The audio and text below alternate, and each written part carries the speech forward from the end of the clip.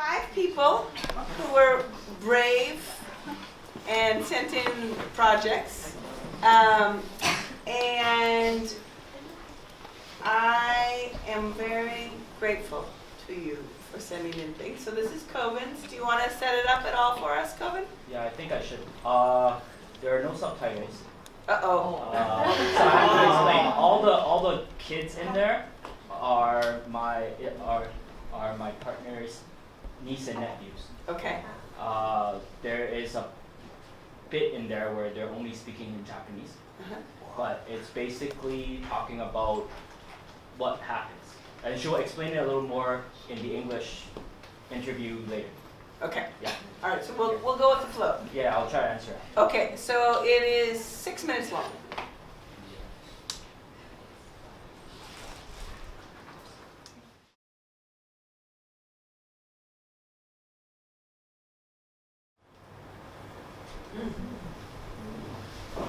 Woo! Oh, thank you. So, who is she to you? That's my wife. That is your wife. Yeah, that's the reason why I get to do this. Wow. Very powerful. So that's very, very powerful to learn that. We wouldn't know that from this movie, that it is your wife, right?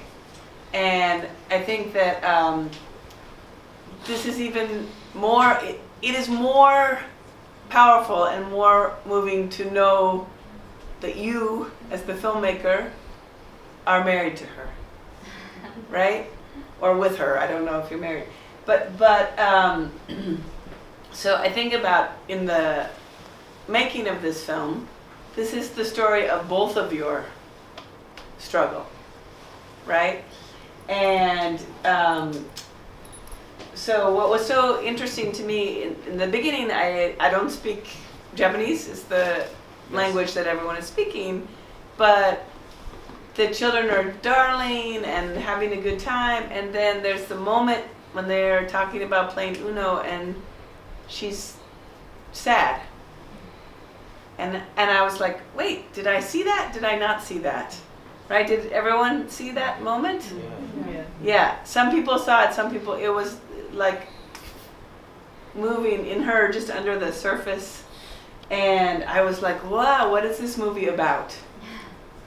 This is the moment where I was like, there are real stakes here, right? We really care and care about this woman, who's awesome, by the way.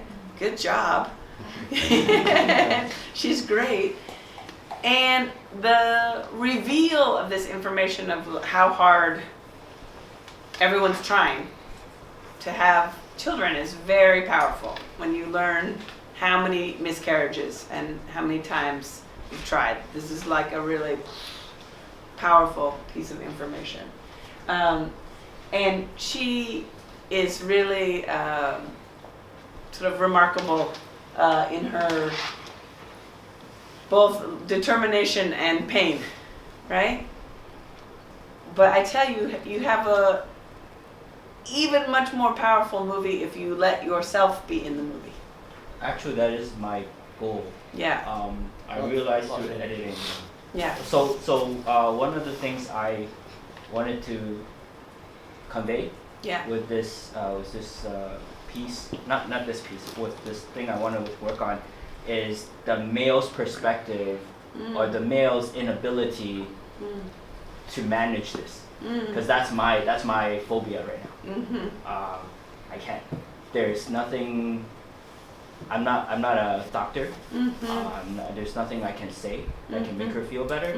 All the physical burden is on her, and the only thing that I could be there for are emotional, and that's abstract for me.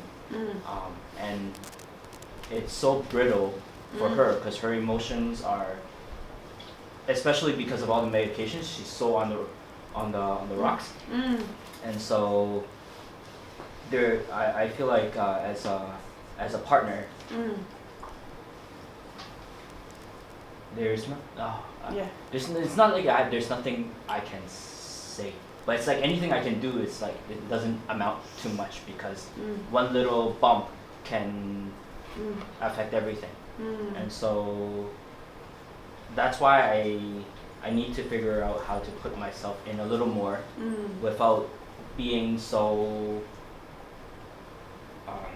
literal about it. By literal, I mean like, oh, have a camera on me and shoot me. So there is one part, while I was editing, I'm questioning, I'm voiceover. And I realized that my questions were very cold and very piercing. And so very often she would get frustrated. So at the part where we were at the hospital waiting for the bus, she retaliated. She scolded me. She's like, "Why do you have to ask this again? Like, you know, why are you that?" And then when I heard that, I realized, right, this format that I'm shooting in, it's not necessarily the correct treatment for it. Maybe I need to take another approach. And she reminded me, she's like, "Why don't you just shoot it? Shoot our normal day conversation." And I'm like, "Oh yeah, perhaps I should do that." Well, I was we laughed. They were like, it's funny because that was the moment I was like, oh, what is their relationship? That she can be like, screw you, we have to take this bus, right? Like I was like, wait, what are they to each other? That was my first clue that you had a relationship different than filmmaker subject, because no subject talks back to their director like that, right? So I was like, wait a minute, what's going on here?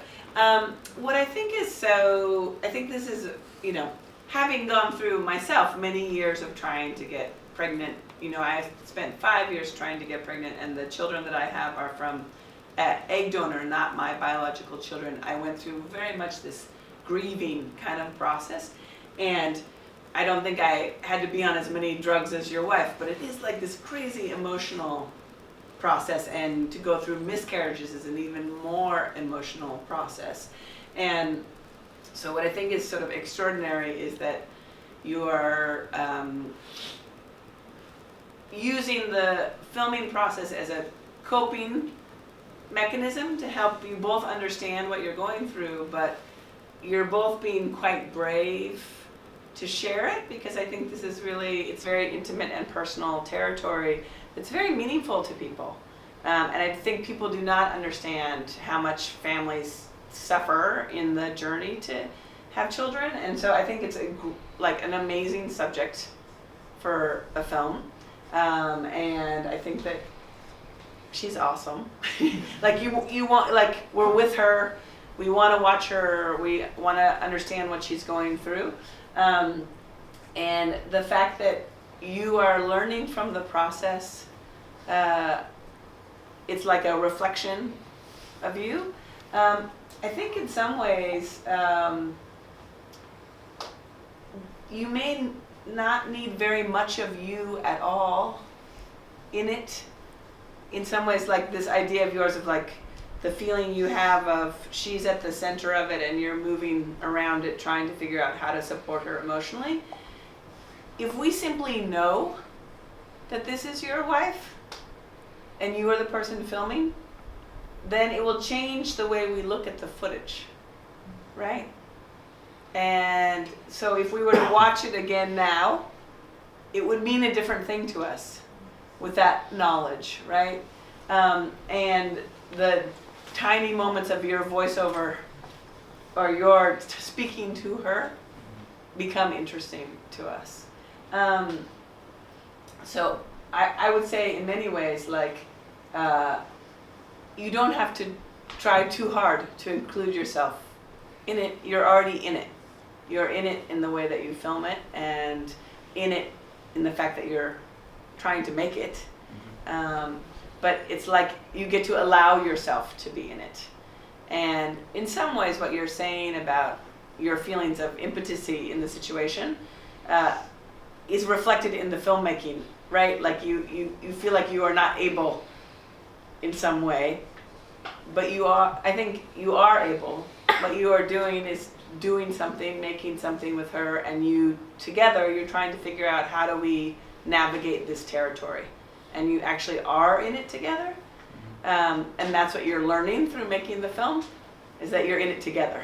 So you're both in the movie, you're both in the struggle together, and what we as the audience wants to do is share with you the struggle, because you are so brave and willing to open it up to us. I think really beautiful to start with her with the children. And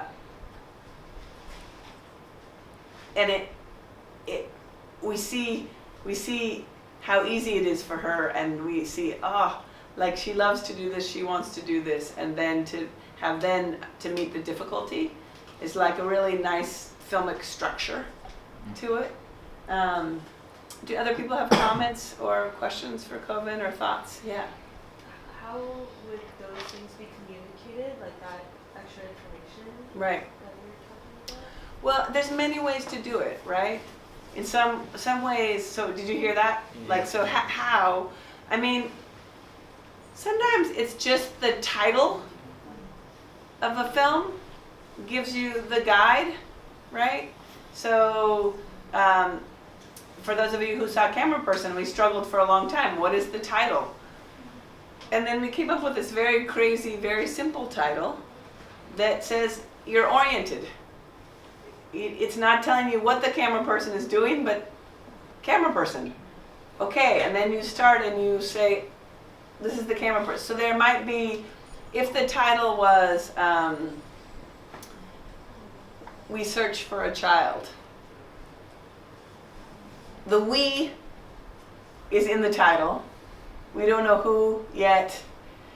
Or it could be that the title is something very simple, and then there's an opening card that says, you know, my wife and I have been trying to have children for 12 years. Boom. And then you go into that first scene, and you see this woman, and you see children, and then you're confused, right? You're like, oh, she has children. So then you're intrigued, and you say, what's going on? And then you learn about the miscarriages, right? There are many ways to do it, and many orders, but it's thinking about what information does the audience need to understand how to navigate the space. Because I thought I had made a mistake when I saw her cry. I was like, because I couldn't understand the language, and we cut to the Uno cards. I was like, oh, did I see that, or did I not see that? I doubted. But it was a little bit like the mystery.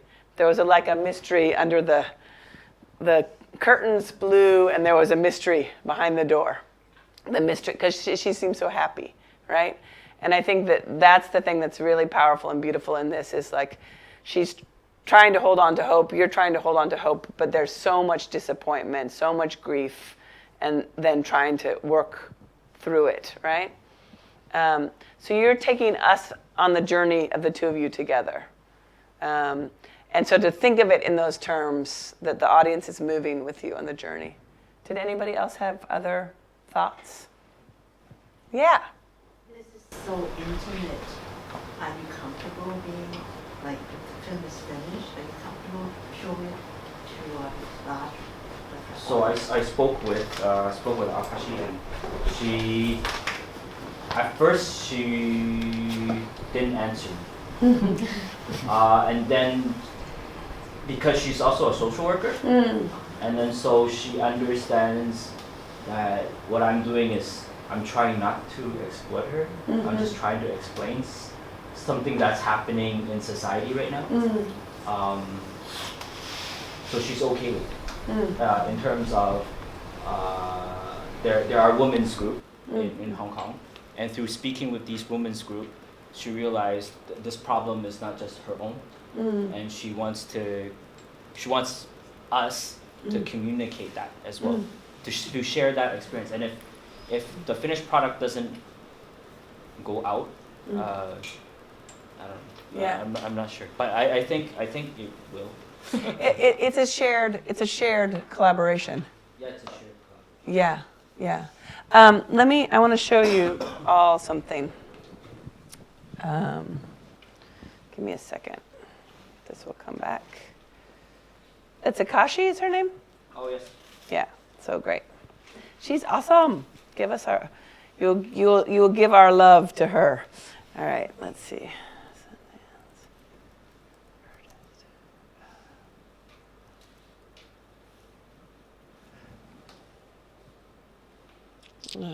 Rudy, hold on.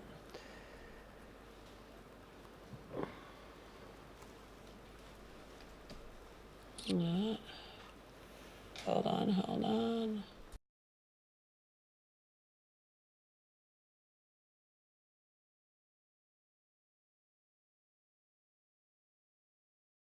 So that's like his artist statement that he made for the film that was going to Sundance.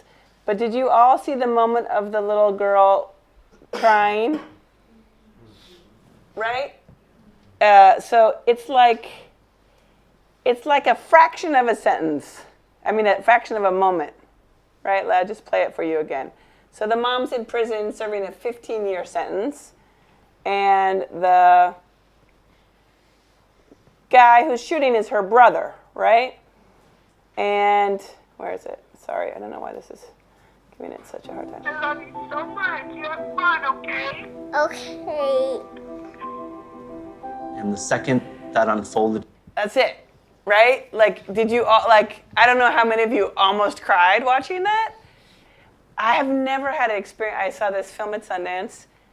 I literally cried from the beginning of the movie, the whole time, the entire movie. And it's really incredible because basically it compresses 15 years of this family's life. And it's only the children and the husband and the parents, what they're going through while the mother's in prison. And the brother is making it because he just wants to, he knows how to use a camera and he wants to record the experience for the mother. But so we know that from the beginning of the movie. And so you don't feel like the experience is outside of you. It feels like a family experience, which I think is what is possible with what you're making.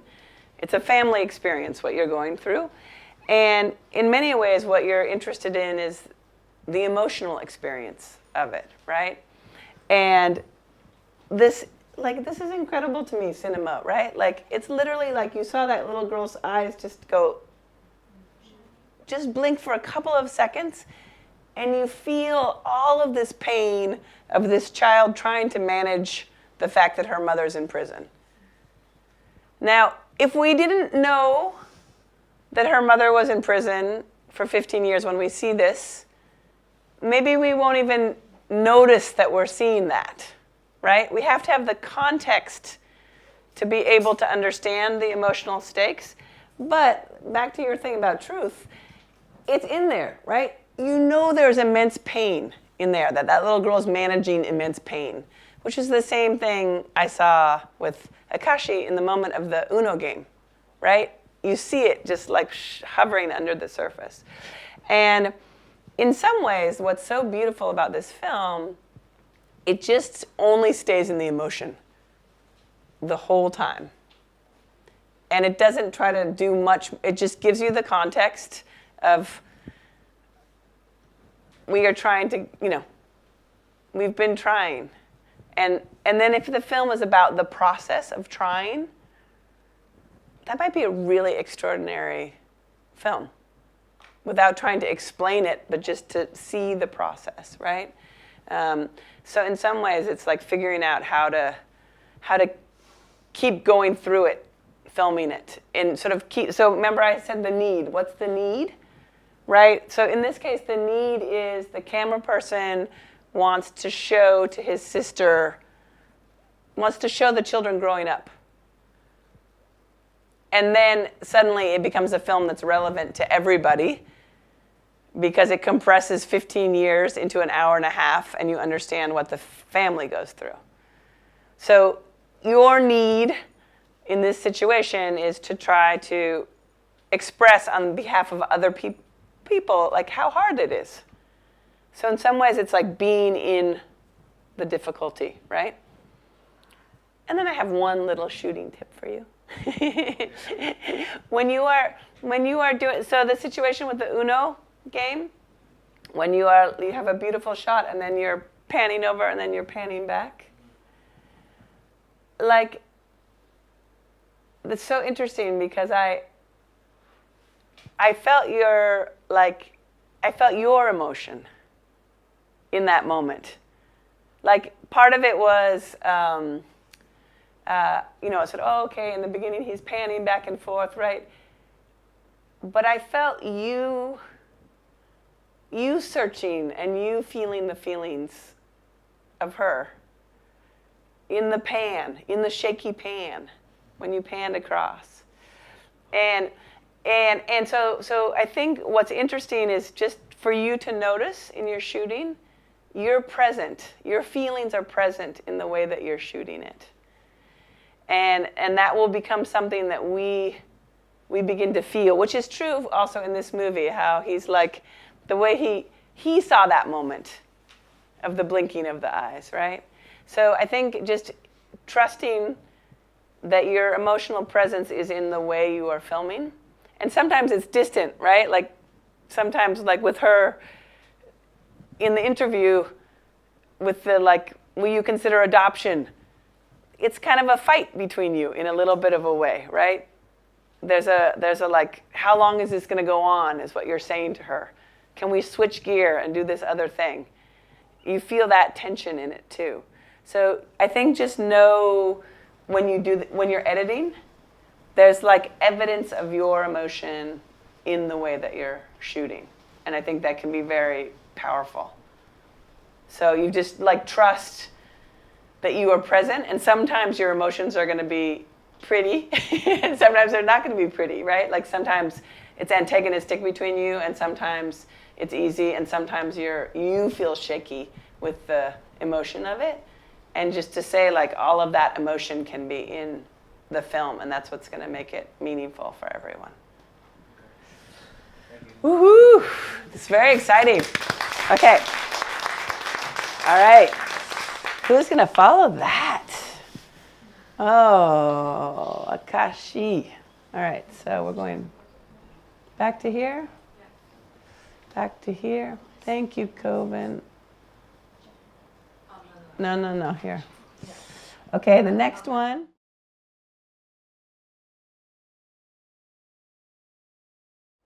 Done. Is it done? We want more.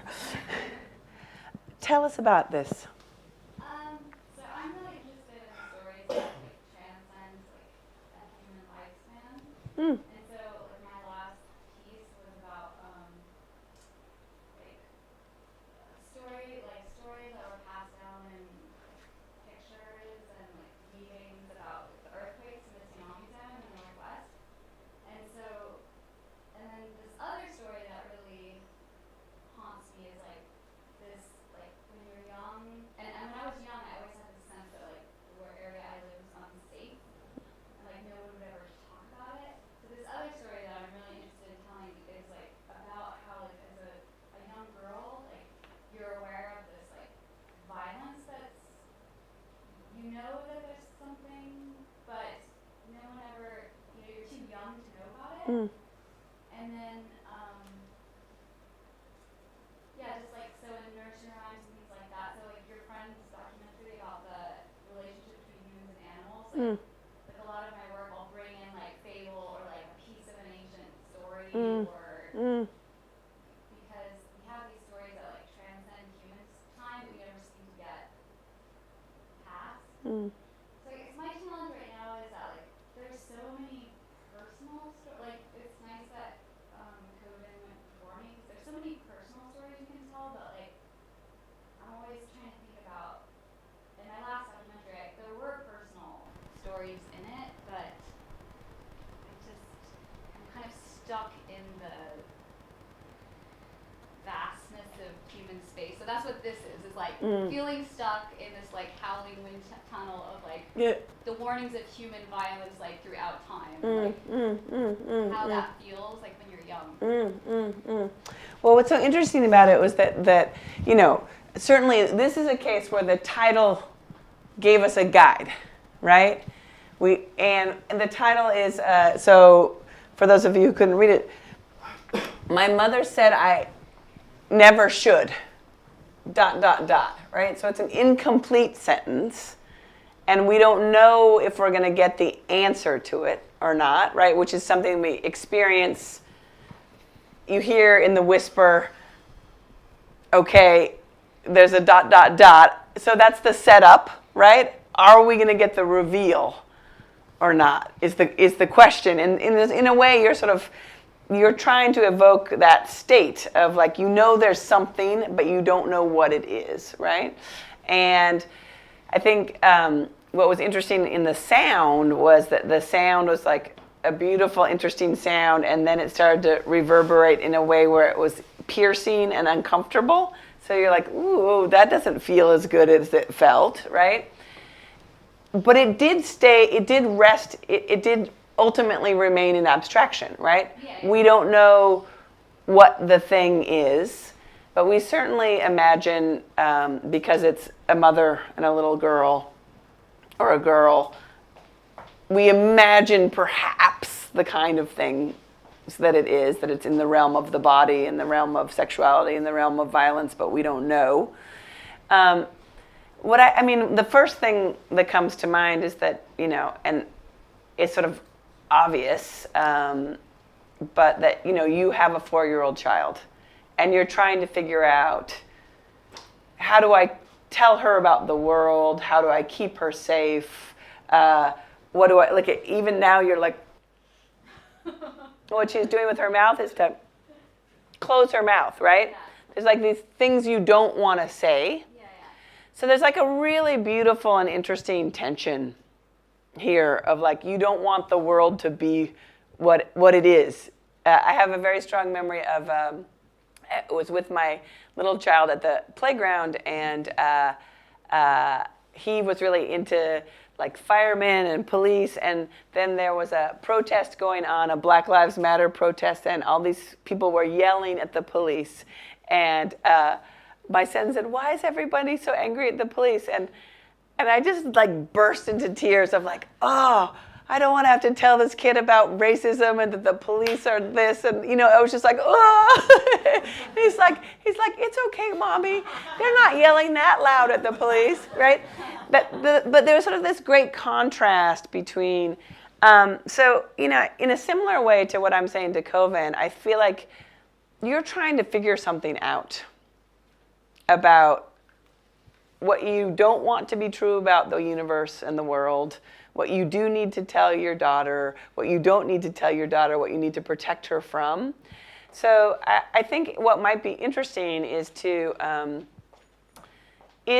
start just doing some recording with your daughter of the two of you having conversations about anything, not necessarily about the subject that we're talking about, but we would learn something about how mother and child communicate.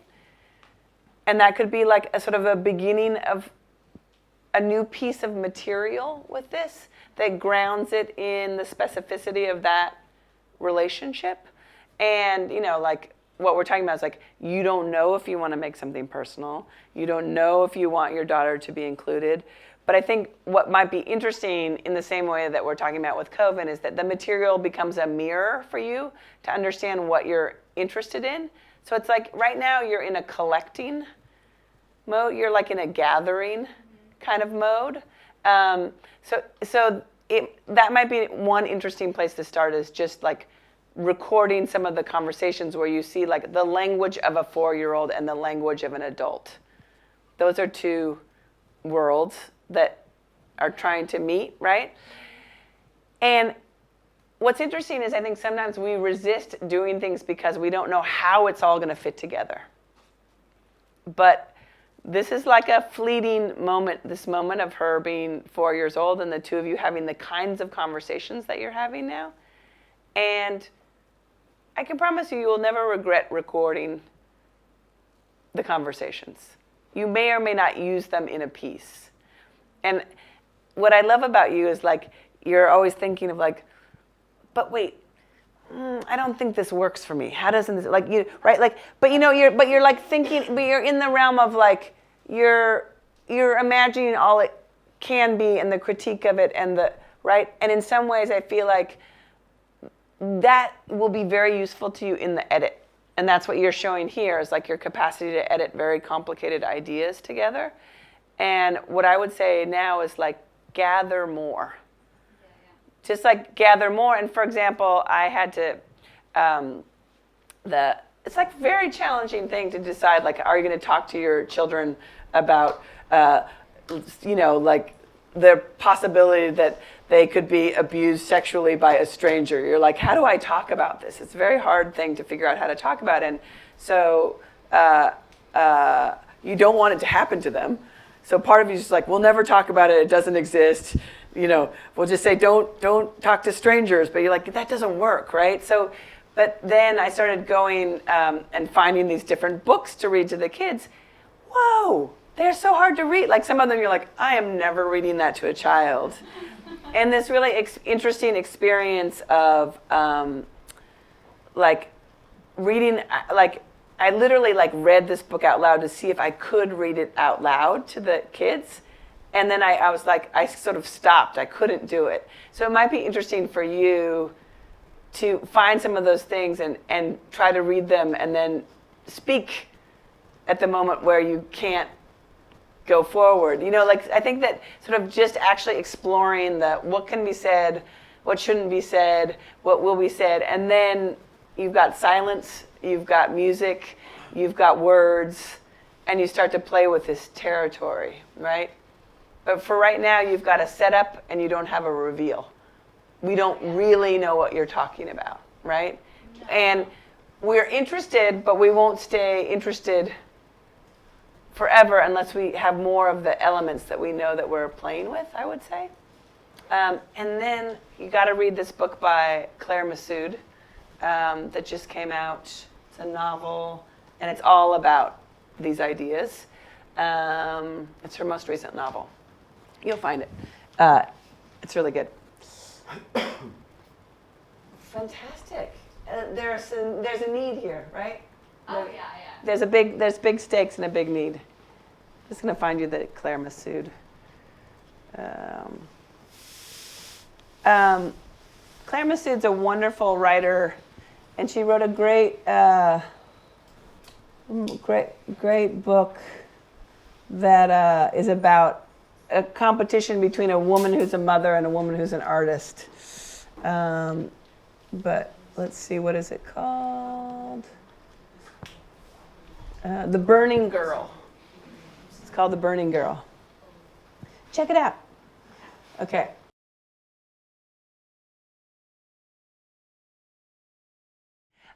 Incredible. Tell us about the process of making. Actually, this is not a film. This is just rough footage.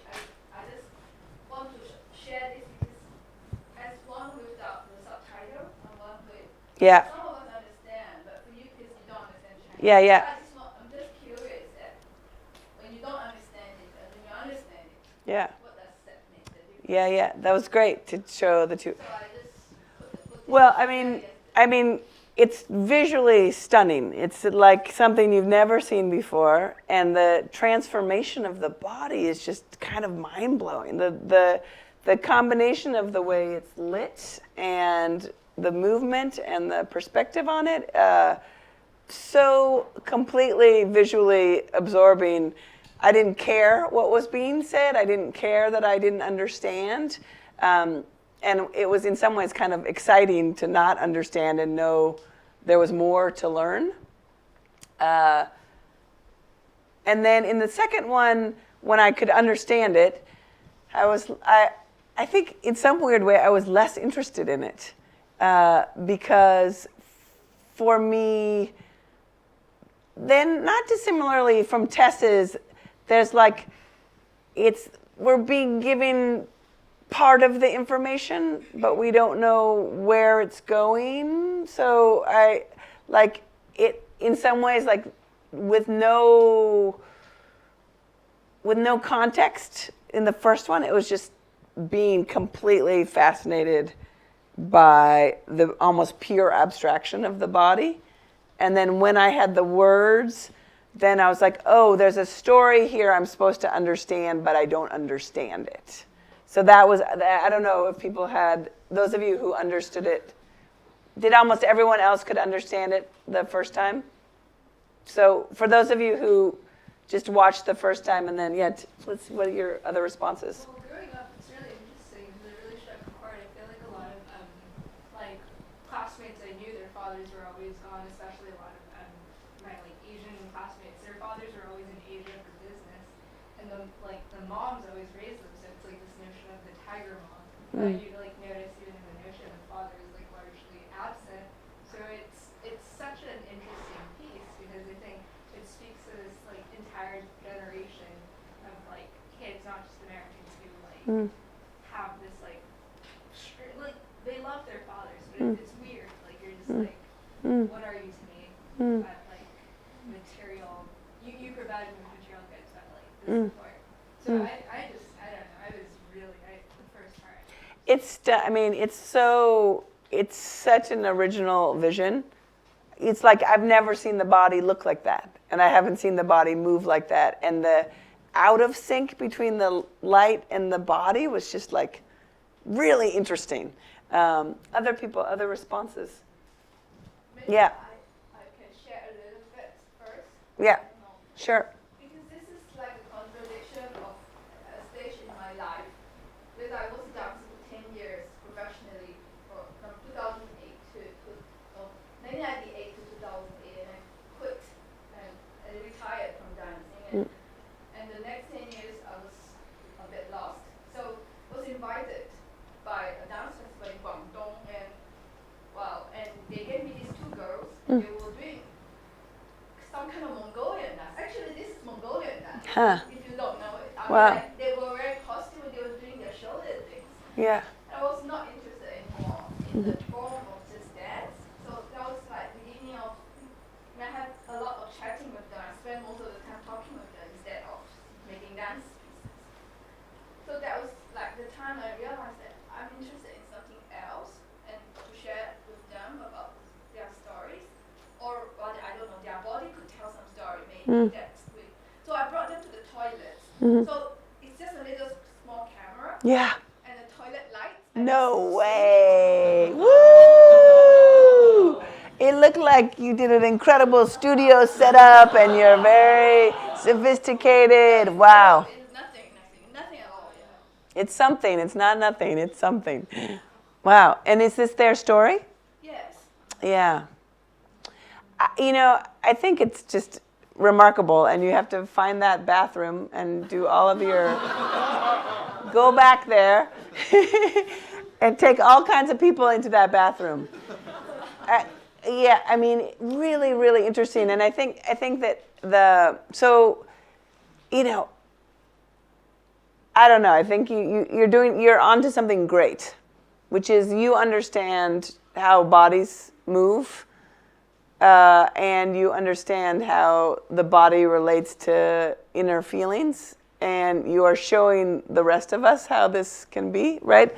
And I was thinking how interesting, like there was a weird way in which I could see both Coven's voiceover and Tess's voiceover over this body, right? That there's an expression of, there's a human inside of a body going through an emotional experience. And it was so interesting to look at that. I could have almost had any audio over it. What is true in this case is that that audio corresponds with that person. And I think you're sort of onto something, like to have other people express what's going on inside of them with their bodies using your experience as a dancer and a choreographer. And now we know you're a great cinematographer also. I don't know where you're going to find a lighting setup like that again, but go back to the bathroom. Where's the bathroom? In Mongolia? Sorry, because 4 years ago I edited a 7-minute version, and the festival in Saint-Étienne is a dance film festival. Yeah. Took it and asked for a subtitle. Yeah. And I didn't give it. Yeah. So I did entirely no subtitle. Yeah. After that, they're not screening. Really? Yeah. So They're fools. that's why I put it aside for 4 years. Yeah. It's really special. It may not be enough in and of itself, right? Or it may be, like, I could see seeing this in a museum and being utterly thrilled, like going in with no narrative expectation. I think one of the challenges that we have is there's all these different, like, silos of this kind of work goes in this space, so that in the documentary world, like, I think there is the expectation that there will be not necessarily narrative, but that you will begin somewhere and end somewhere else. And this is almost pure abstraction in a certain way, which in the art world, people accept pure abstraction and are very interested in it. And I do think it's so original and so visually stunning that it is in and of itself, it's completely worthy of our attention. But I think you may not find a space to exhibit it or show it that isn't an abstract space, like an art space. But I kind of want you to go further with the idea. The idea is incredible. I used to know a photographer in Paris who photographed portraits of the naked bodies of people who had all played different instruments. So you saw what the instrument did to their body. And it was sort of like, ooh, I'm never going to let my child play the violin. You know, like everyone had but everyone had, their bodies were distorted by their music. And then he wanted to put the music over the photographs of each body, each instrument. So I think there's a place for you to push into. Maybe this, like, I think this is it is a standalone, but it will stand alone in certain zones. But I think you as a person, as an artist, you're onto something that's about your understanding of the body. And so I would just start making more work and go back and find that bathroom. And it may add up to more. You don't know yet. But I think this piece is really beautiful, really extraordinary. And I'm thinking because these are dancers, they do something with the body, right? Mm-hmm. So we're seeing the upper torso, the back. Maybe their hands, maybe their arms, so you might have other parts of the body with other narratives. I don't know. Yeah, I think there's so many wonderful directions to go. There was a woman I knew in Paris who had done a film about, there was forced sterilization that happened for certain people. And she did the whole film, was shot. She would do interviews with people, but only between here and here. And because they wanted to remain anonymous, but it was really interesting to look at this middle part of the body. And, they were fully clothed and whatever, but the whole film, this is the only part of the body that you saw. And it changed the way you thought about things, which is what you're doing here. You're like changing the way we think about things. But yeah, I think, the world of dance film is a whole world. And a very interesting world also. But I think you're doing something that everyone wants to see. We just have to figure out how to go further with the idea, I would say. Anyone else who wanted to add? Yeah? I was actually really scared because I just had dark thoughts, so I thought something really bad had happened to that woman. It felt like something really bad had happened to her. And when she was turning, I was like, oh my god, and I was just kind of convinced that she's coming or something. Yeah. I was really relieved to have seen her face. Yeah. But that's what I felt when I watched it the first time. I had a similar, we're going to learn something terrible. Yeah. I actually, the part when I think she started crying because there was a part where she kind of burst into tears, the audio was the same way. And that was the part when I think I really wanted to see her face, or just, that was the only part when I was like, oh, I wish, I felt like the body was, it wasn't the thing I wanted to see the most at that moment, just because she was expressing such emotion and I wanted to know who she was. And so I was just, I don't know, I thought it'd be really, I don't know if you're still in touch with this dancer, but I just thought and you know, like intercut it with that this footage that because obviously it shows internal like turmoil and her struggle, but yeah, I felt like when she was really expressing that emotion, I wanted to know her and like see her face. We want more. Yeah. We want more from all three of you, and we want more in the language that you are developing, you know? Can I say something? Yeah. I feel like I hear some like untold story about being like someone who's so able as a dancer, and then that changes, like from Lisa, like we've heard that, you know, that and it, so I guess I feel like there's got to be more there too. Yeah. Well, and I think that you, this idea that you have to retire, that your body, like, given, like, there's a moment of a dancer and then you have to leave it behind. Like, I think there is so much there, like, you know and understand things that can shift and translate into this work. And I would, you know, I really think it's exciting what you know that you can share with all the rest of us. So it's like going... It would be interesting for you to try to film yourself in this way. For you, you know, to dance some story, like, because I was wondering, like, you know, if you created this strobing light and then you were doing, you know, some kind of conversation that could happen. Yeah. Yeah. But could be a conceptual piece with one without subtitle, totally losing, not knowing what's going on, and then we have a subtitle that gives you context, but less word. You stay solid. Yeah. And it could be like just purely the image, and the second time you have to write. Thank you. Okay. Sorry, question. What was she saying when she burst into tears? Thank you. What would you say that again? At the moment when she burst, when she started crying, what was she saying?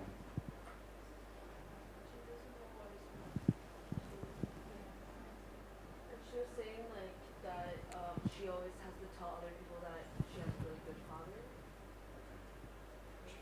That she has a good family life. That her life is good. Because when it started the second time, I thought, oh good, I'm going to find out what she's saying when she started crying. So, I mean, it still might be a good thing because it stopped, and I thought, oh no. Right. But it left me thinking and wondering. So. Yeah, we're left with a lot of wondering, for sure. Right? But actually, this what you saw is a fragment of what the whole film, because I was just taking it out this fragment for study. Oh, so there is a whole story. Yeah, there is a And do you feel like it's complete and works as a story? I think because of this subtitle thinking, I left it 4 years ago. So Yeah. I didn't touch it. Yeah. So you're trying to.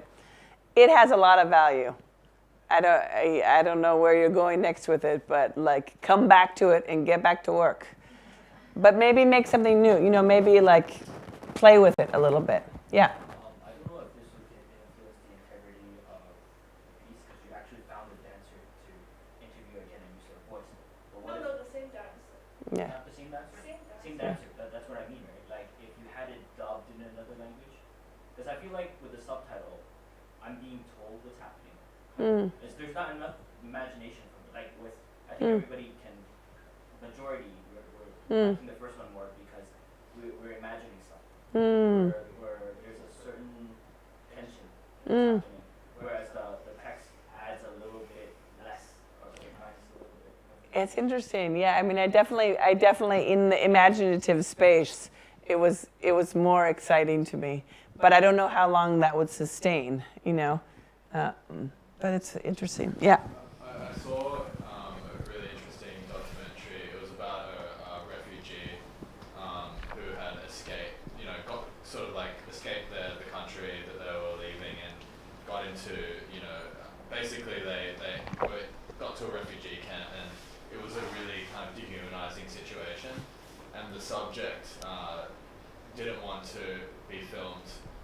So the filmmaker got like the whole interview just as a voiceover, and he came up with the idea of shooting all like the film inside a mannequin factory. Uh-huh. So it's like capturing the whole process of like the dehumanization. Right. And then it's like one part where the character is talking about how they were like put in like cages. He just put like the mannequin in a cage. It's like super artsy, but like just so powerful. And it worked. Kind of reminded me of Yeah.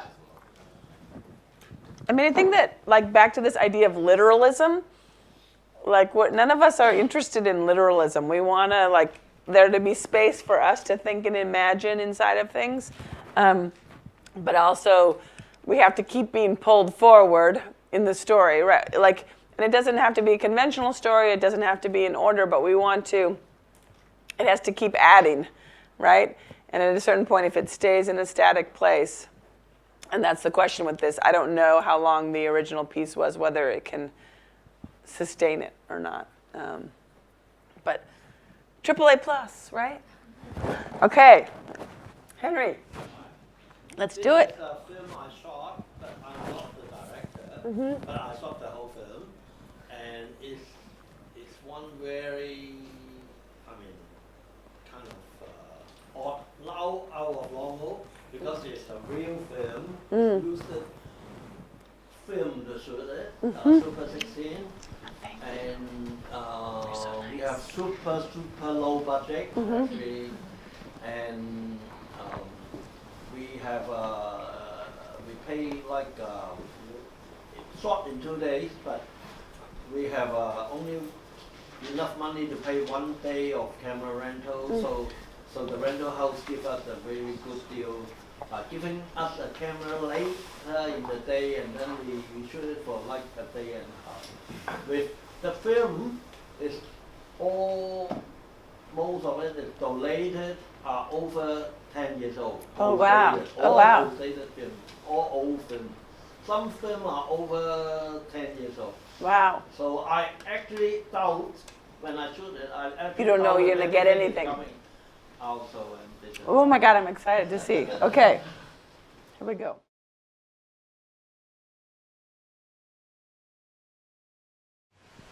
Woo!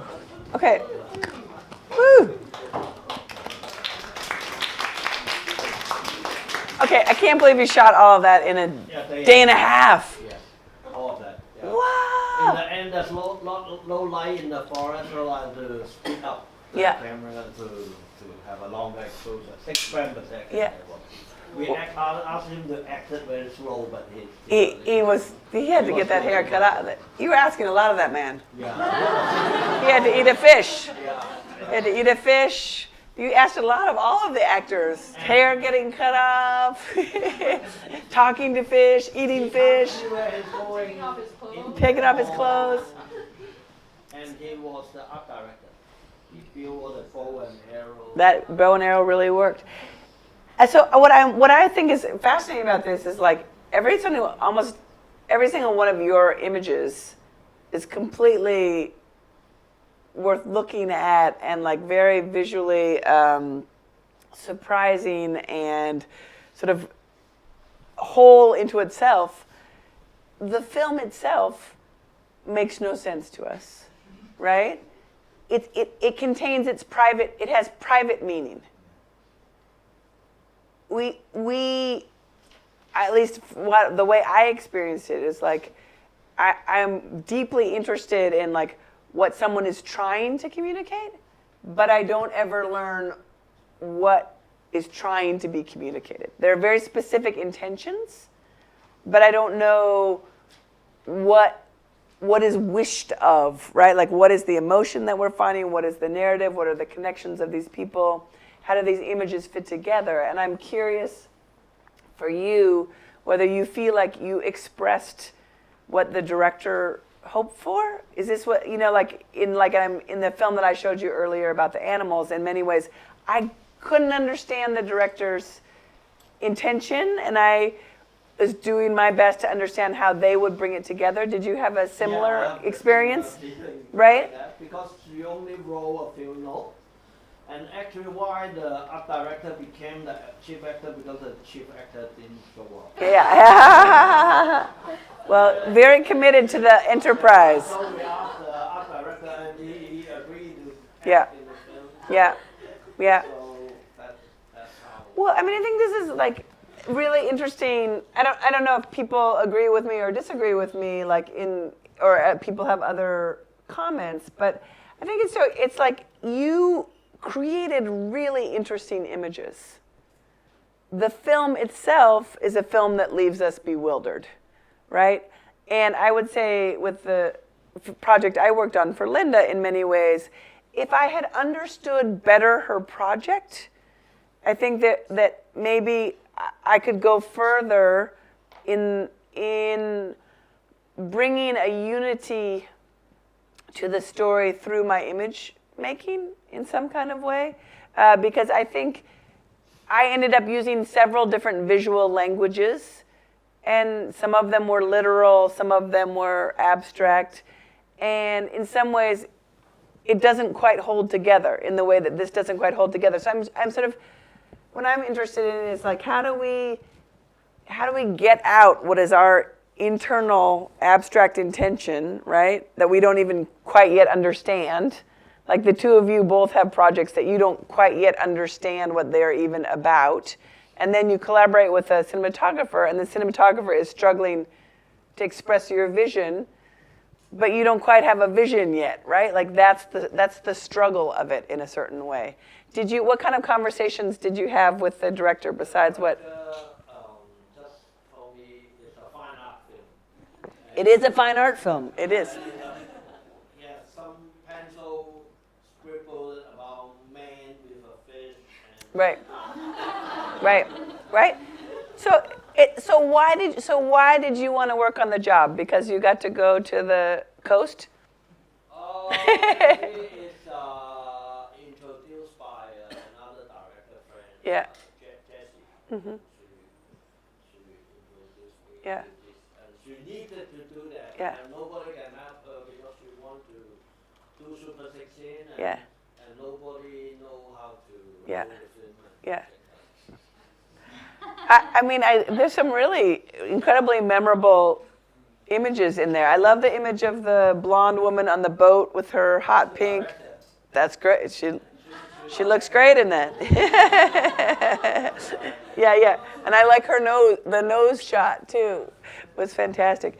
But I think isn't it interesting? Like, how do we make this work from communicating what is our internal work, our internal expression? Like, it's your window shot, right? It's like between what you think the window expresses and what the window expresses to all the rest of us, there's a distance. And how do you go across that distance, right? So that we have a language that we can all share together, but it's an original language. AAA plus. Okay, we got one more. Yeah, did he really eat the fish? Yeah. Amazing. He didn't? Yeah. And the fish was still alive. I bet that fish wanted to live. That's really a committed art director.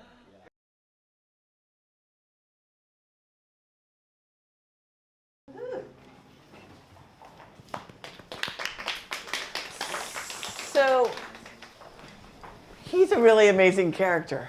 Yeah. Right? The second time I met him, I was like, shit, I wish I knew you like I know you the second time.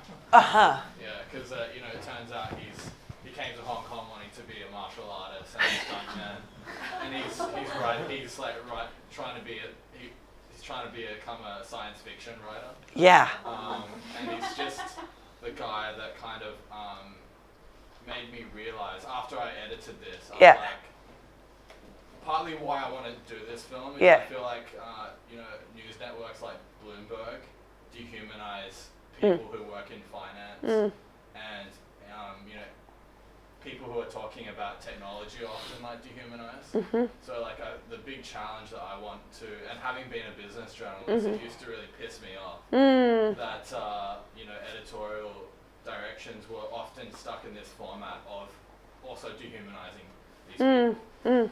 So I want to, I like this guy because he's just like, people don't realize that working in this industry, we're just like normal people. Like I've just had a kid, and I just see this as like a career. And so that's like the big reason I want to get into it, because I think once people can see the human side, they're going to understand the information a lot better.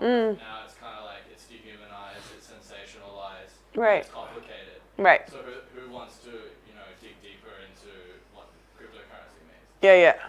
So, the problem with this edit is there's so much explaining, like talking, and I don't want the film to be that way. Right. And actually, like I've had a burning question I've been wanting to ask you. All right, burn it up.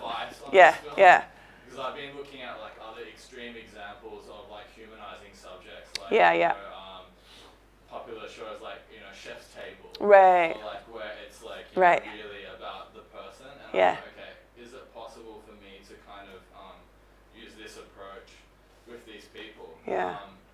Because a lot of them are like either media trained or very natural at kind of giving you that wall.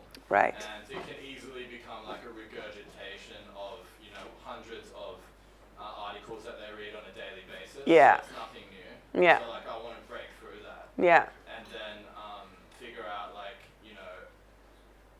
basically the premise that I have now is people's lives are deeply changed by the technologies they believe in. So it's I mean like the past month I've just been like raking my brain to kind of figure out at least some kind of universal direction that I can attack on this like big topic. And that's what I'm trying to get to. I'm not right now. I'm at the stage of like I have all these like interesting characters that I've gone and met, but the next important step I think is like how I set up the relationship with them. Right. Like because basically they're all asking me, "Great, I really like this idea. What do you need from me?" Right.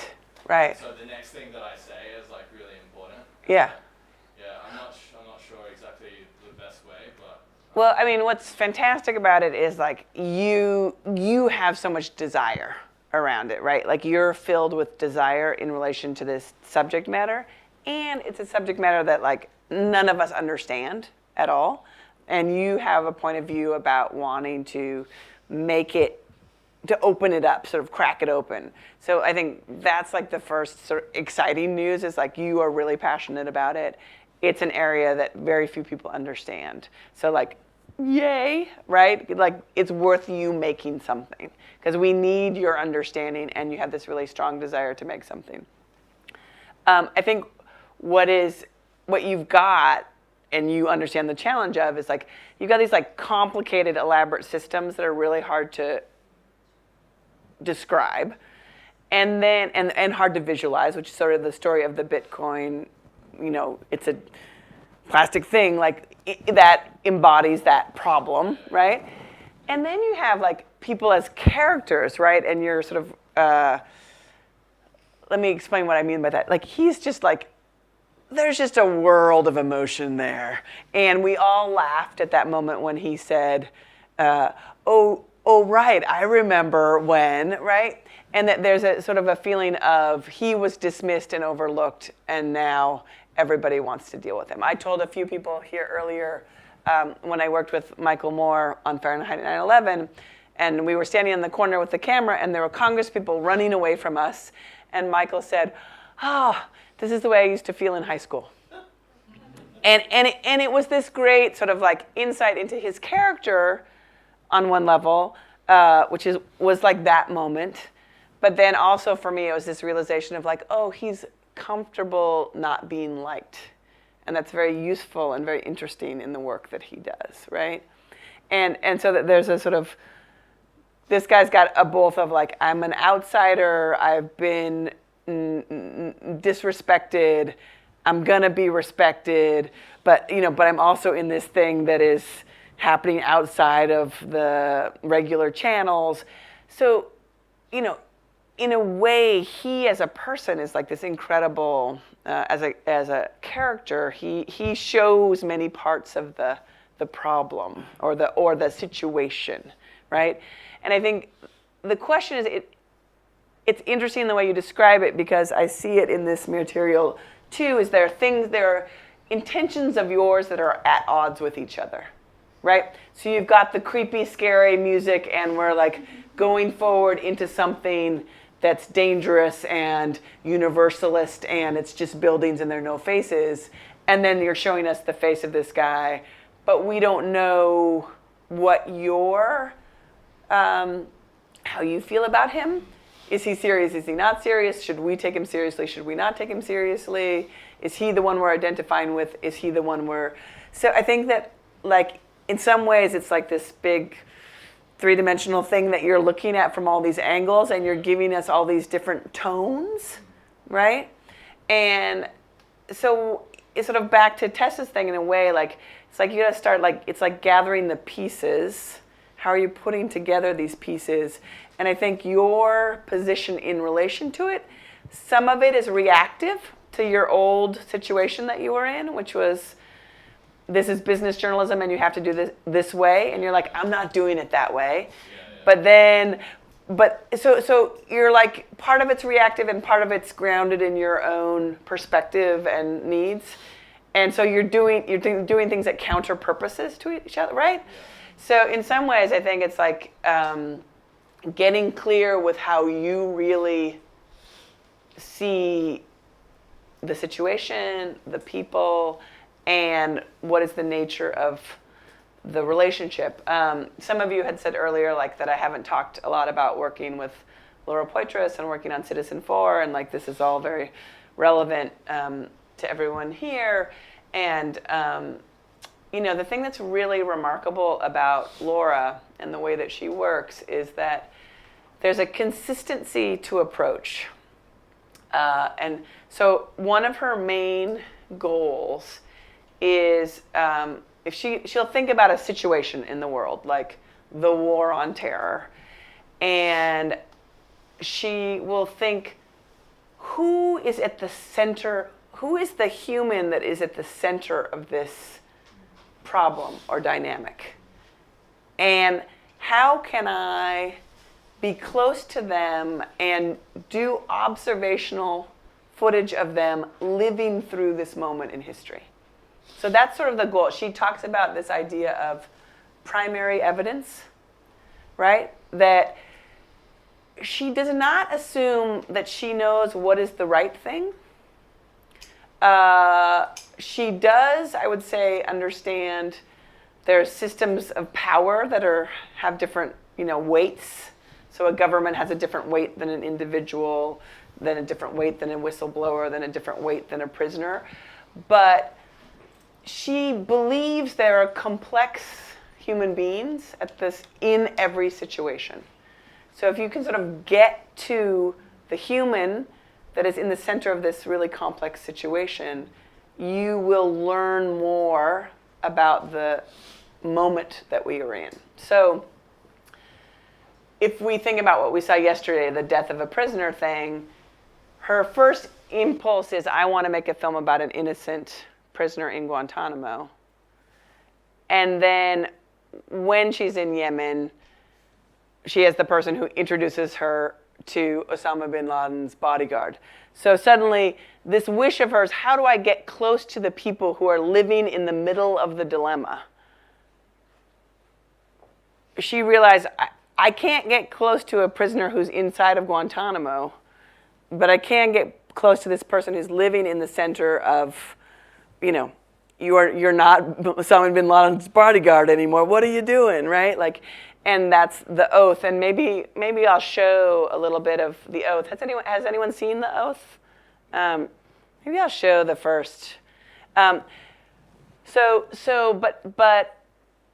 what she does then is stays with that person without judging them.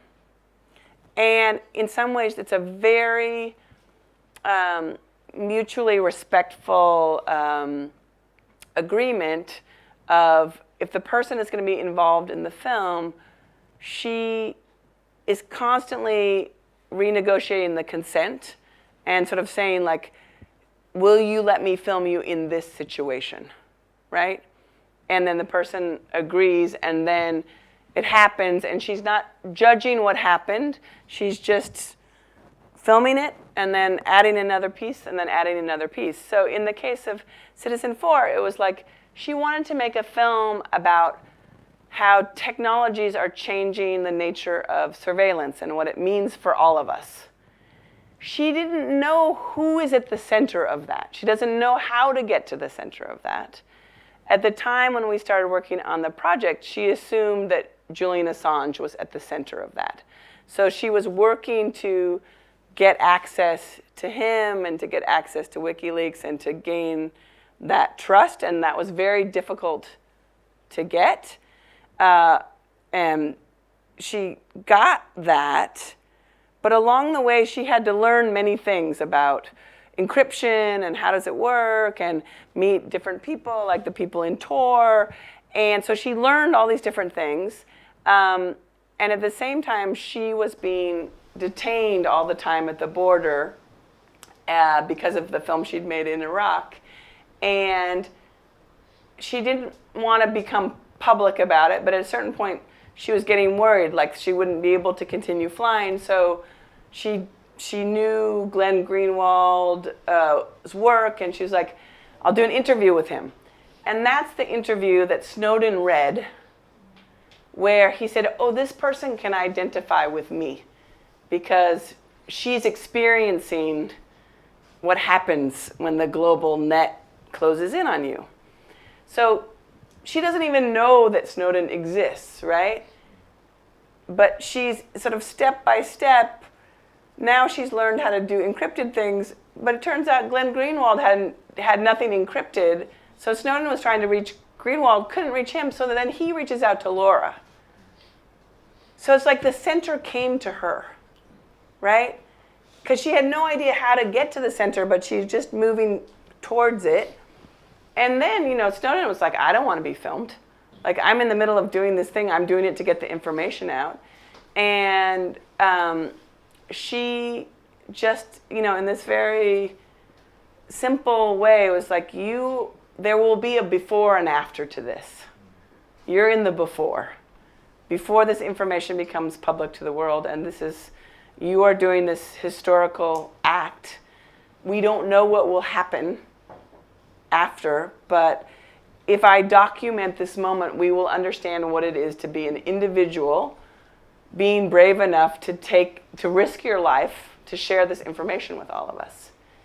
And so, that's how she got in the hotel room with Snowden here in Hong Kong, right?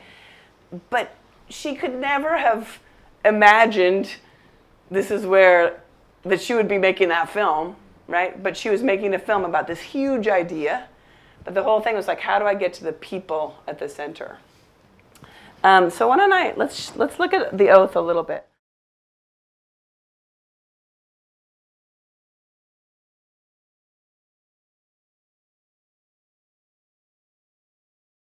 Back to your film, we don't know what's going to happen in this movie. We're not sure how to feel about people. We're learning that people are complex. So we see he's a father. He's also worked with Osama bin Laden. He's also recruiting young jihadis. So there's a moment where we're not sure where is the filmmaker situated, right? What is the filmmaker's point of view on this? Are they cool with this person, right? And what's interesting in that moment, the filmmaker shares with you that she understands that he is an unreliable narrator, at the same time that he's also a very good father, right? All these things can exist simultaneously, and they are all observational scenes placed in a certain order. So we are not being told what to think, but we are being shown a very complex person, right? So I'm happy to talk about this film or anything. We've got about an hour is what we've got. So why don't we open it up for any questions in general? Yes, Ruby. So you shot it all by yourself? No, it's not. So this film?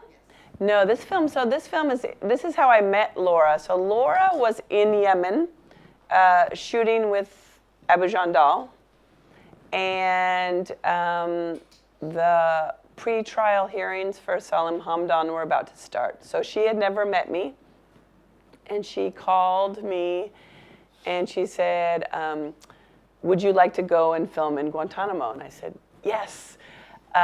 She said, well, we're not really allowed to go and film in Guantanamo, and you might not really be allowed to film anything.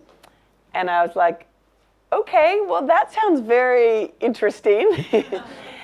And I think this is an example of like why I work, and for all of you in terms of collaborations and how do you get jobs. I mean, it's a little bit like my story with the, getting a job in Senegal, right? Like, I heard someone was getting fired and suddenly I can do the job, right?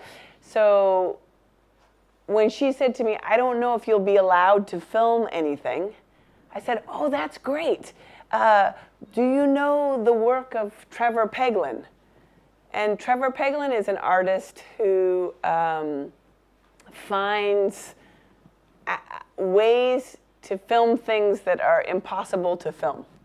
So he started out as a geographer, and he was looking at maps, and he finds blackouts of maps.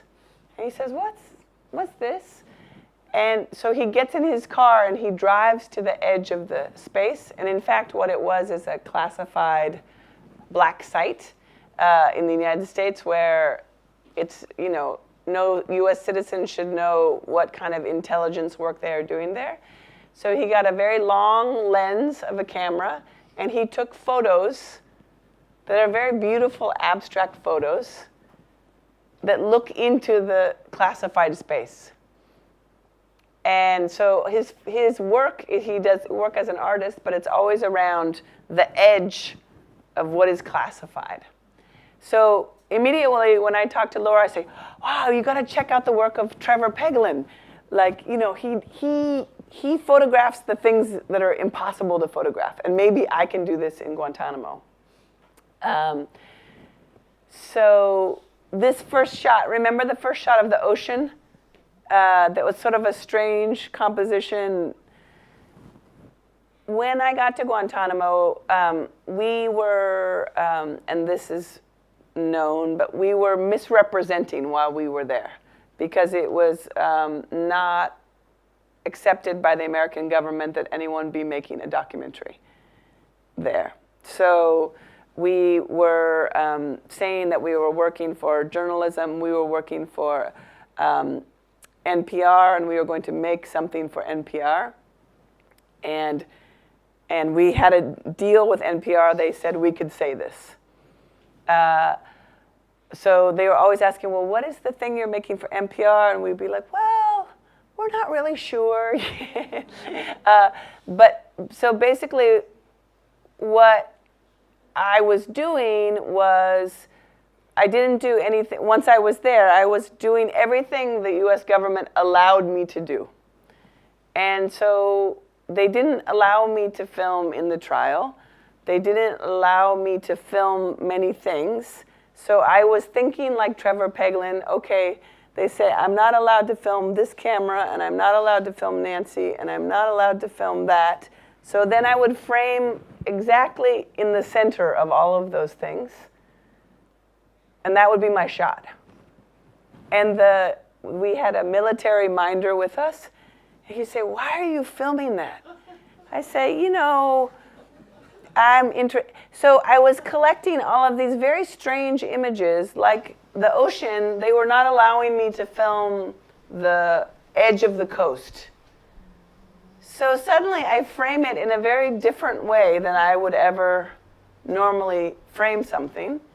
But these constraints gave me a new way of seeing and indicated that there was some pressure around all of the shots. So everything I film in Guantanamo, I'm allowed to film, but it looks a little strange, right?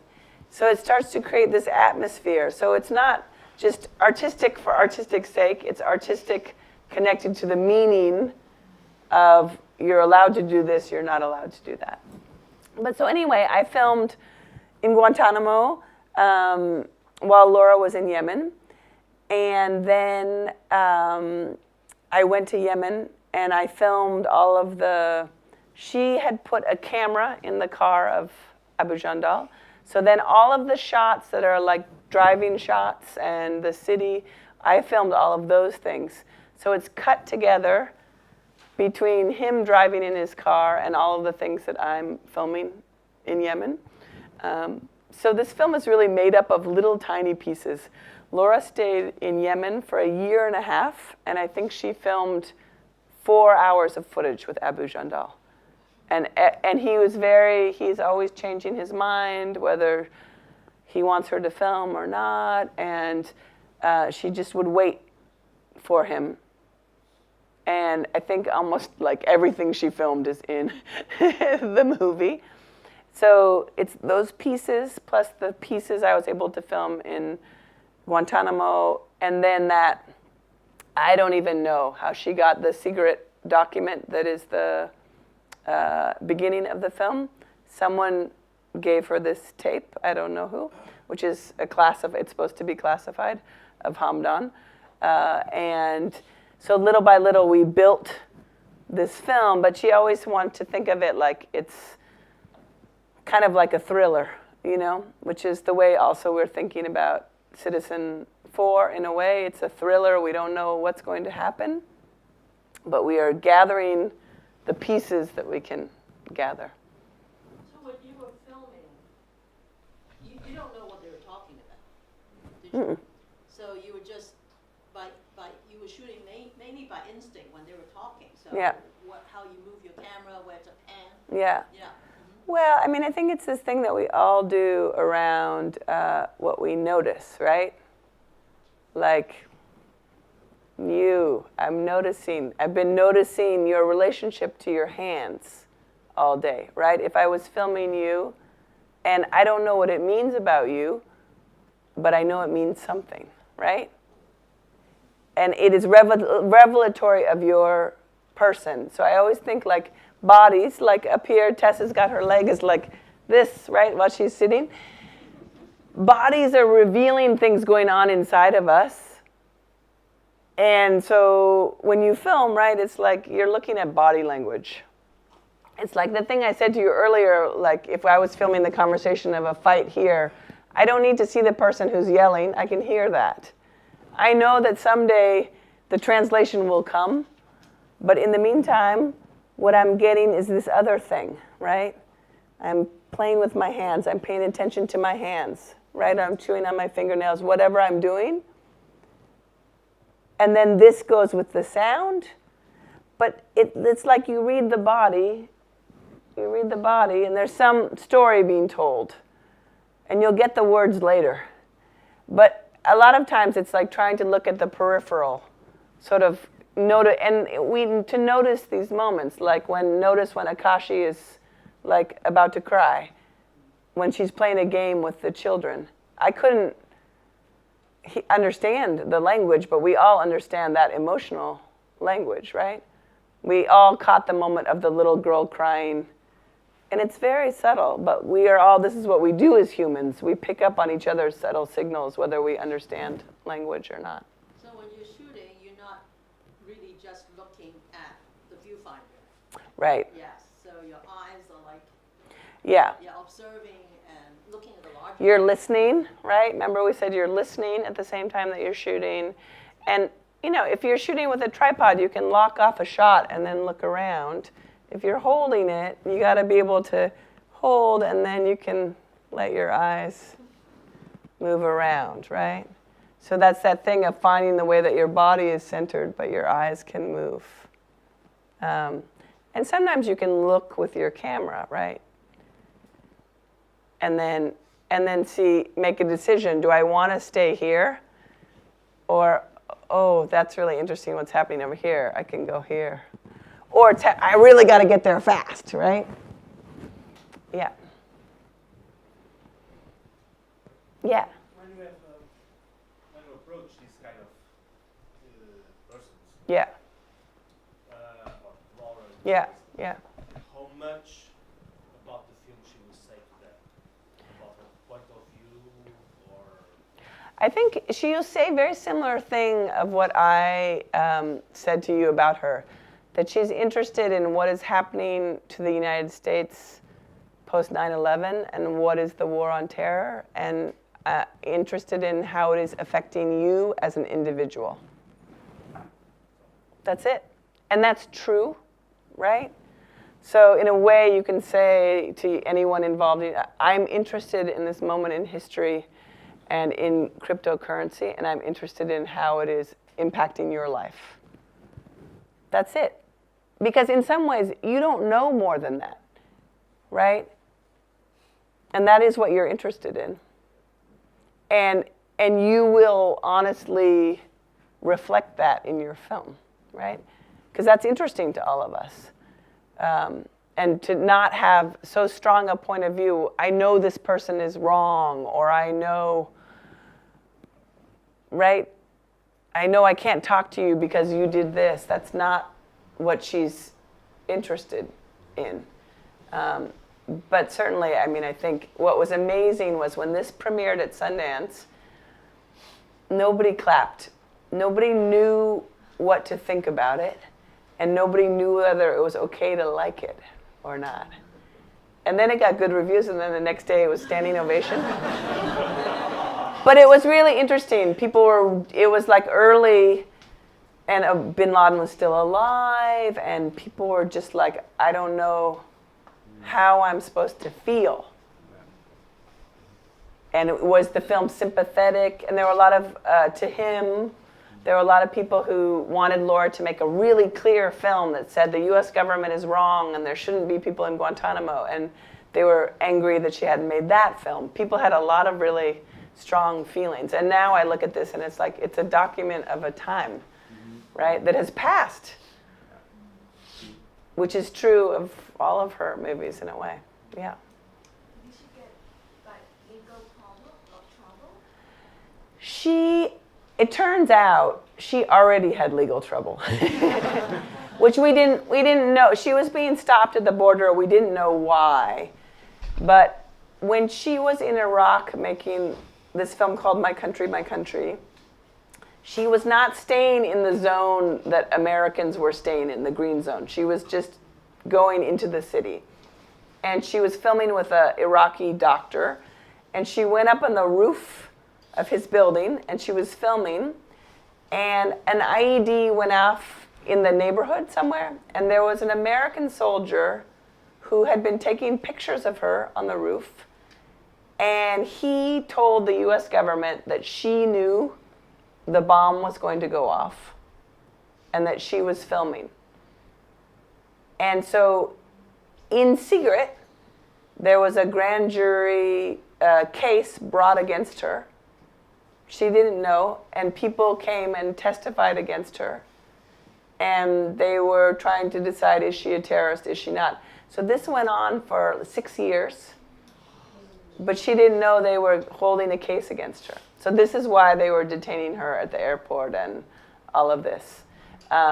So she did something called a Freedom of Information Act, where you ask the government, show me all the papers that you have on me.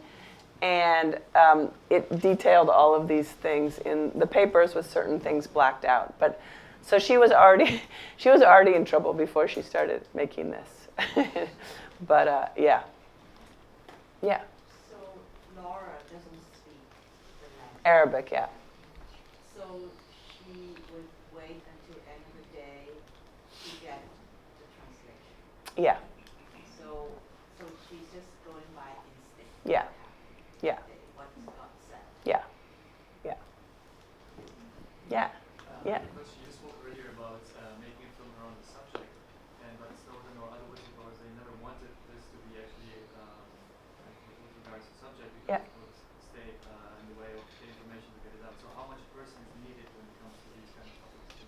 How much? What is needed? How much of a subject should be, because if the media, catches the attention of, so the whole purpose was that you shouldn't focus on the person, but rather Right. So, what is your? Well, I mean, I think what's interesting. I mean, I think I would say Laura's point of view is if you focus on the people who are living through the events, then it illuminates the complexity of the larger problems. And, you know, you notice in a thing like this, she gives you some context, right? You think information is identified. You understand this person is Abu Jandal, this person is Salim Hamdan, he is in Guantanamo. In a way, right, with your film, you didn't tell us who was who, right? We didn't know yet. We don't know, we don't have context. And so she's giving the larger picture, the ideas of the larger picture, but just as context. And then she's showing us a complex individual existing in that context. So that's her way of exploring the ideas. And I think Snowden as an individual was ambivalent. He didn't want to be known. He wanted just the idea to get out. But he is the person doing it. He is the person doing this act, which is an act of great hubris in a way, to say I am the one person who is going to take this risk and reveal this thing. So it's an ambivalent act, right? It's both I am selfless, but I am self, right? And you have that also in Julian Assange of like a great ego.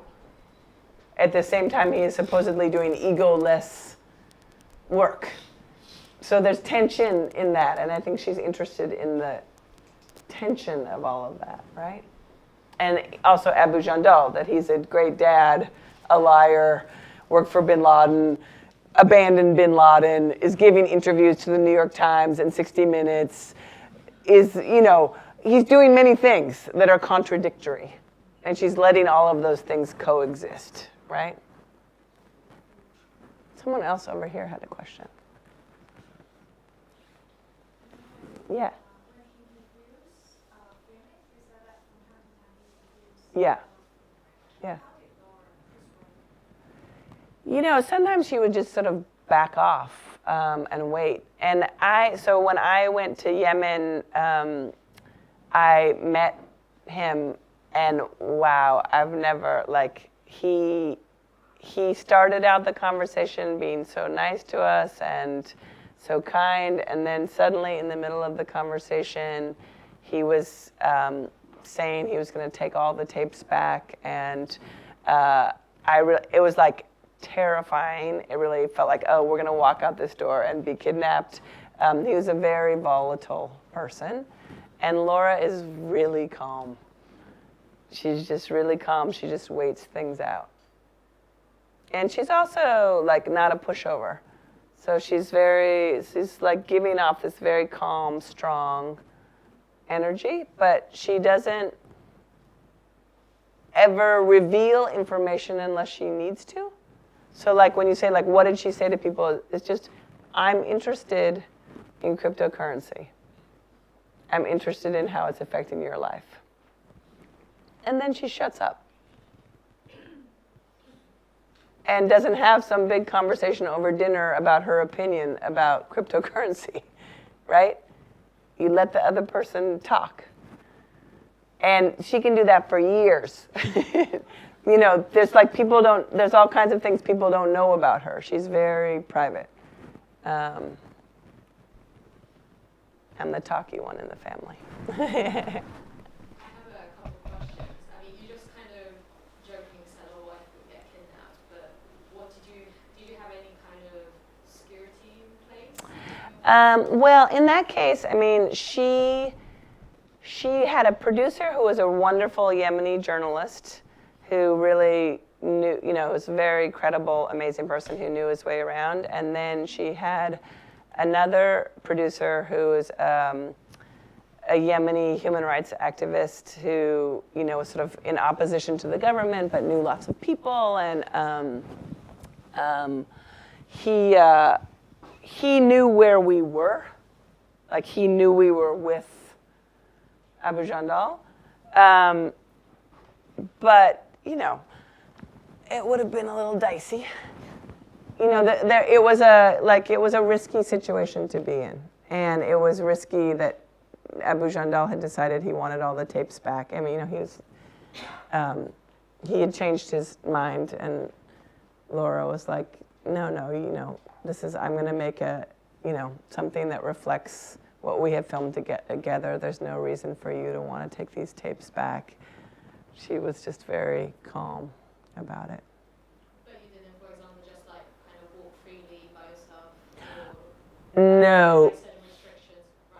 It was we were very, very careful in Sana'a, and Laura mostly stayed inside of her house. And I remember when I got there, I was like, it's so beautiful, and I was like, wanted to take a picture of her in the market, and she was just like, no, we're not taking any photos of anything, and it was very restrained, all the, And my second question is,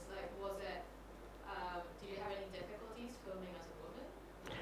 Well, we didn't, we were very, do you see Cameraperson? There's that secret. So that thing, when we were filming from the car, we had a suction cup, and the camera was inside the car. So we were driving around with the journalist. We went to certain places to film the views of the city, but we it was very restrained. We went out 2 times, filmed for a certain amount of hours. That was it. There was nothing fast and loose about any of this. I think this film it's whatever. From Yemen, it's a total of 8 hours of footage. It was very careful. Yeah. Yeah. When you're talking about that, I'm just wondering when Hong Kong will get to be like that. Hong Kong is we're going into that direction, sadly. Surveillance. Sad note, but anyway. We have it's 5 o'clock. I'm just wondering, we have half an hour more, and is there something really urgent, something that you really, really want to ask Kirsten? Well, while you're thinking about that, yes. I will just say to all of you, I really do think this is an extraordinary group of people. And that I don't know how many of you, I think some of you are in classes together, so you know each other, but I have a real sense that you have a lot to share and give each other. And back to that sort of conversation about community that we were having. In New York, we really do have a documentary community. And the way that manifests, I would say, is that we'll go and see things together, right? So we'll go to the movies and see things. It sounds like there's not a lot of documentaries in the theater here, but one thing I don't know who lives where, or who has a space, or who has a projector, or this space, but it might be interesting to, it's almost create some kind of a cinema club around documentary, because it is different to just stay home and watch something on your computer than it is to watch in conversation with each other. And we've experienced that a little bit today, right? New ideas come from watching things together. So the other thing I want to say to you is that, your work is needed in the world. It may not be that there's lots of resources for documentary here yet. They're coming, and there's some support that's coming, but Field of Vision, which is this short film series that I showed you 2 films from, the football one and Death of a Prisoner, and New York Times OpDocs, they want short documentaries from all over the world. New York Times doesn't pay hardly any money. Field of Vision pays a little bit more money. And in both cases, you don't have to have finished the film to have it commissioned, right? You can submit an idea, and they both have sort of submission guidelines. So, I mean, I think it would be interesting for you to watch, for example, to watch field of vision videos and just because to make an hour and a half long feature film, it's a lot of work and a lot of money. And it used to be when we started making films, it's very rare. Short films were not being appreciated, but they really are now. And these can be, 3 minutes to 20 minutes, but it really has to be a strong, relevant idea that matters to the world. And both of those organizations are journalistic organizations. Field of Vision is much more arty than New York Times, but. Do you recommend some dance job? Yeah. Yeah? Yeah. I think it's like $6.99 a month. Yeah, I mean, is that what it is here? I don't know. Yeah. I used to subscribe to it. Yeah, but I mean, I think it might be interesting, that as a group, whoever wants to come, but that you're starting to look at the range of different documentaries, the kind of language, what kind of language could you use? How do you start to create your own language? Because people want to see things they've never seen before, but they also want to understand them, right? And they also need to be relevant. And part of, you can't operate just in a bubble and make something and then think everyone's going to get it. Right? Like our goldfish eating friends know, right? That film is awesome, but what's it about? We don't know, right? And the rest of the world is not necessarily going to spend 6 minutes watching it because they don't know why they're watching it, right? Your dancing back movies, I think there are reasons why people might want to watch that movie.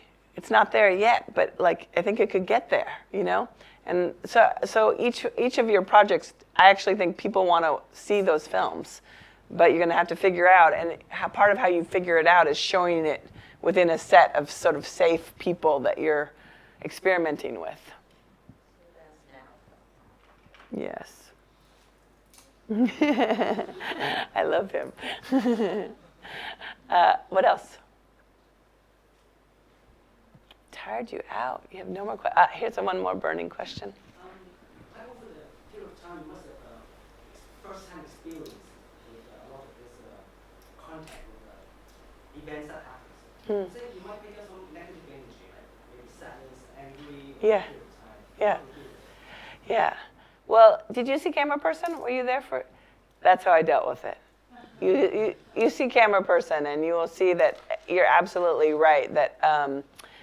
A lot accumulated in me that I sort of needed to find some way to express. And a lot of it is loss. Abu Jandal is no longer alive.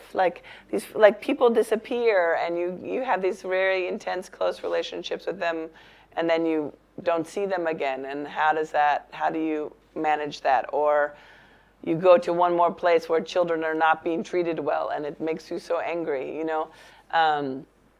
And so I think it definitely builds up in you. I mean, I do think that one of the ways that making creative work helps us is that we are always finding some beauty even in these really difficult situations. Like you see, I was really enjoying my compositions in Guantanamo. I was really getting pleasure out of it, even though I am so disturbed by the place and what is happening there. I'm getting some kind of aesthetic pleasure that's helping me cope with being there.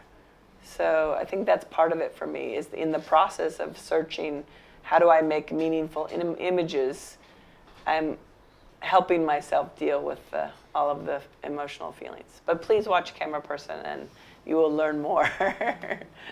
Yeah. What's your take on using vocal narration to accompany a documentary? Yeah. And, my second question is a little more technical. Well, how do you get the narration of the subject at the start of Oath? It seemed like he was reading off something.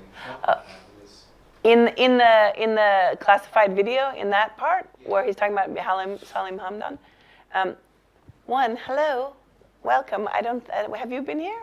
No, Nice to see you. I'm glad you're here. I was like, we haven't seen you before.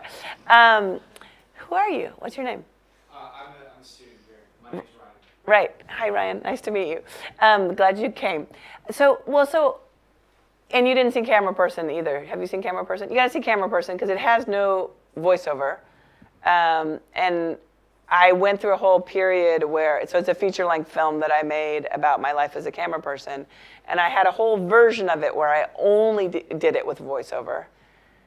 And it really didn't work because it didn't express what being a camera person is, which is you're looking, you're not talking, right? And your voice is the way you see. So in that case, voiceover didn't make sense.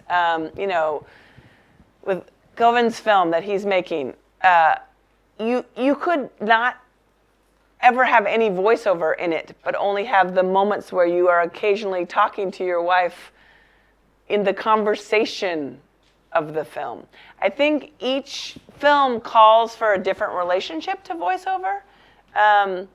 So we have some films where voiceover is very poetic, like a Chris Marker film where it's like he's writing a letter to a woman that she's reading. It's a very complicated, beautiful voiceover, very poetic.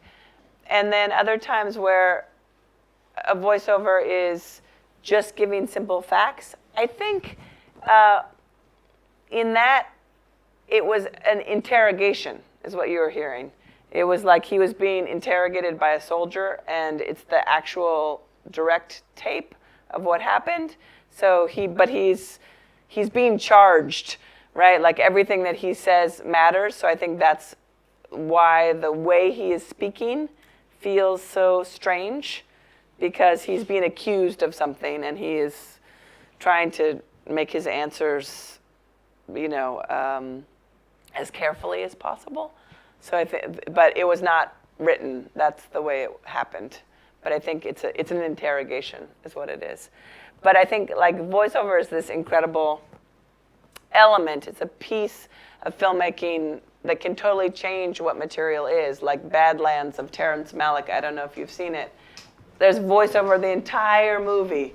Changes completely what the movie is. And it might be fun, like when I think about like, okay, this group of people watching movies together, you could together come up with a curation of 4 different films that have 4 different styles of voiceover. And, come up with that way to watch a set of films together.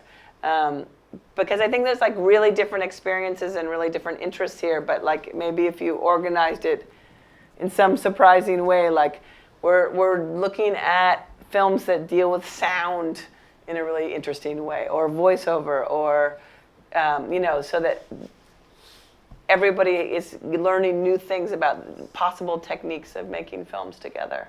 It'd be fun, right? And I know some of you need community. Yeah.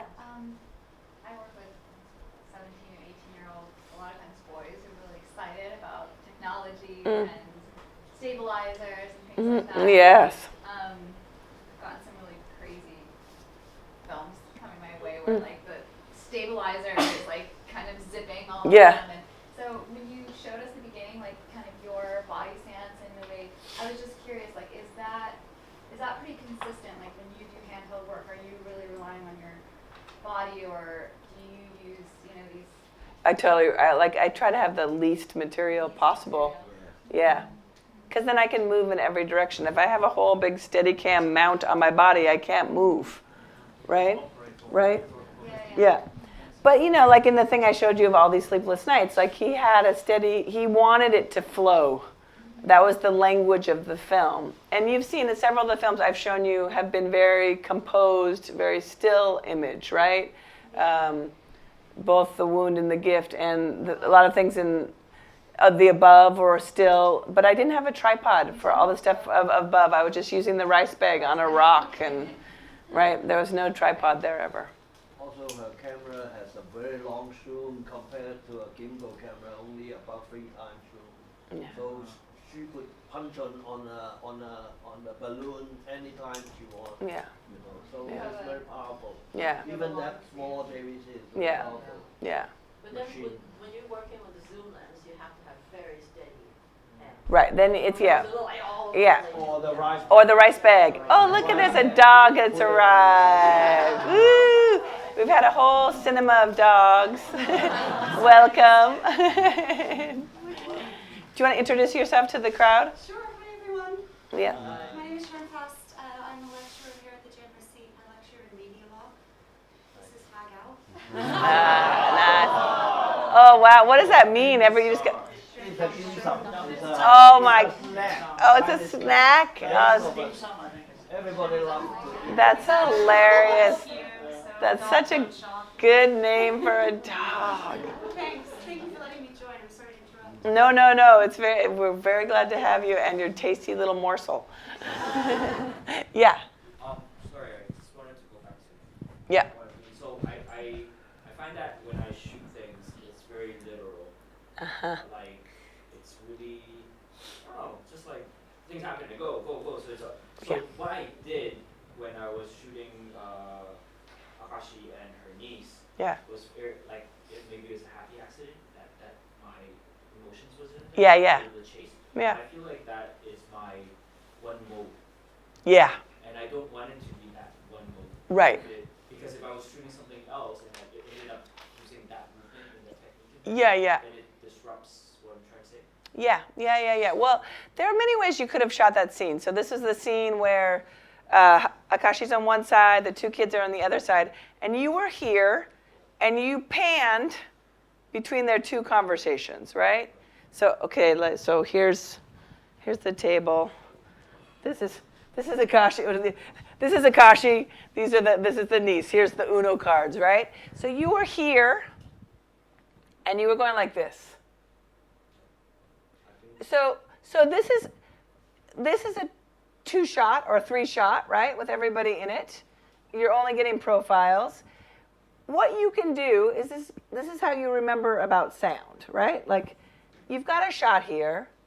You can stay here for a while, and then you can go over here. And you don't necessarily have to use this movement. You can just get here and then film the nieces over Akashi's shoulder, right? Film a close-up, film their hands, film. And then at a certain point when they're not saying anything really interesting, you come over here, right? And you film Akashi looking at them. And all of that can get cut together, right? Because you don't have to see everybody's face when they're talking. What you're doing is following the talking. You're like, this person talks, I go to you. You go talk, and you're trying to catch up to the talking. Let the talking go, right? Akashi's talking, little girl is listening. So Akashi's here talking. You don't have to hurry and get her face.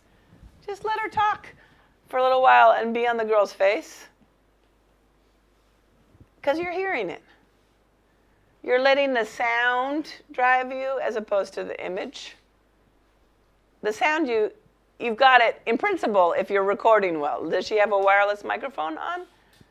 Or are you doing directional mic? That was directional. So this is why you're letting the sound lead you, right? You're right to do that because you got to get the sound. But the way that you free yourself as a camera person is that you separate the sound from the image. So you could put a wireless microphone on her, and then the directional microphone can go towards the children. Or the wireless microphone on the table, and you can hear everybody. But this, in general, if you can separate the sound from the image by using a wireless mic or working with a sound person, then you're free to get much more image, which is, I would say, ideal. So maybe you can borrow a wireless microphone from HK University. I'm wearing one right here that's perfect. Yeah. For the above, Mm-hmm. you said that when you found out about Marilyn, Mm-hmm. that was when you knew the film was had an ending. Yeah. Can you describe how do you know when a film you've shot that scene that where now how the film can end, because Yeah. I understand that things need to move along, but like if resolution isn't just like a happy ending, like what is? Right. Well, I mean, back to like our idea of the setup reveal, right? Like, so if we just say like, he's going to make a film about cryptocurrency. If it's just in the void, if we don't start somewhere, learn something new happens, it gets somewhere, why are we watching this movie? And with The Oath, it's like, you don't know what's going to happen, but you feel its momentum, right? The film we watched that you shot so beautifully, we got no idea. If we hadn't seen the time bar at the bottom, we don't know when that film's ever going to end, how long it's going to be, right? Because we don't understand its storytelling logic. And so the how you know as a filmmaker is like you figure out what you're trying to express, right? Like with her film, she doesn't yet know what she's trying to express with it or what it expresses. That's still a little bit of a mystery, right? In a way. So you don't know how to end it yet. So it's basically figuring out your relationship as a director to the information, right? And you just may be curious about cryptocurrency. You don't know yet what is meaningful to you in the story. It may be that it's all about that guy. It may be it's about the big picture, but you're gonna find out. And until it's sort of solved, you're gonna keep going. Like the story of my friend who spent 10 years making the suicide film. Because what solved the movie was her father and her brother talking to each other. That wasn't the end of the movie in the narration, in the chronology of the movie. That actually came in the middle of the movie, that fight. But she was done making the movie when that scene happened, right? So what happens shooting is different than what happens in the edit room. And a completely different movie can be constructed from all these pieces. And you can get to the edit room and put it all together and realize it's not done yet, and you got to go back and shoot. All those things can happen. It doesn't have to happen in a particular order. Yeah. But you know it also by sharing it with people and having people say, I don't understand what this movie's about. Why aren't you in the movie, Coven? Right? Like, you're so in your own head that you don't realize, oh, I need to be in the movie. I'd say every one of us is like, you got to be in that movie. You are in that movie. But he might just be in the movie by saying the first sentence, my wife and I. And that's it. And then the rest of the time, it's only her in the movie. He doesn't have to film himself to be in the movie. If that makes sense. Yeah. What else? It's sometimes difficult when you're shooting, for example, like for his case. I don't know if everyone has these issues, like if you have something so personal, it's hard to put your, and people who shoot usually doesn't like to be in the camera. Yeah. I've been shooting my mom 2 years. It's a documentary that she's searching for her long lost lover for 48 years. Wow. She committed suicide. She tried to commit suicide and she was in the paper. Yeah. And then when I was 8 years old, she brought me to suicide. So this whole film is about I'm trying to search for this lover. Whoa. But it's very hard to put myself inside. Wow. Because you just, as a camera person, just can't see yourself. That's right. You can't see yourself. You can't see yourself. But I think that the process is how do we let the viewer into our inner experience, whether we're in the movie or not in the movie, right? Like, we're not in your inner relationship to cryptocurrency yet. We're not with you yet. And that doesn't mean that you have to be in the movie. In a situation like this, you just like blew us away again. But like a story like that, I don't know how you're not going to be in that story. You can't tell the story of your mother without identifying yourself in some way. So you're in the movie. That you have to accept. It doesn't mean that you're filming yourself. It doesn't mean there are any images of you. It's like Coven's situation. He's in the story of a relationship is what it is. And, you know, but I know there's a great film that you should all watch called October Country. You know, it's like got 5 siblings in the movie, and it's made by one of the siblings. He never says that he's a part of the family, and you never learn that. Which is, you know, like you can do that too. You could make a movie all about your mother and never say that you were her daughter. You can do that if you want to do that. If you think that's the better way to tell the story. But I think you have to engage with the problem of it. And think about how do you introduce it to the audience, because the audience has to trust, the audience has to be interested in what you're doing and trust that they're in strong hands. The hands can look totally different, many different kinds of hands, but you got to know like, oh, I'm going somewhere with this, right? But I think what's really interesting in this class is, I mean, like from the sharing yesterday. Yeah.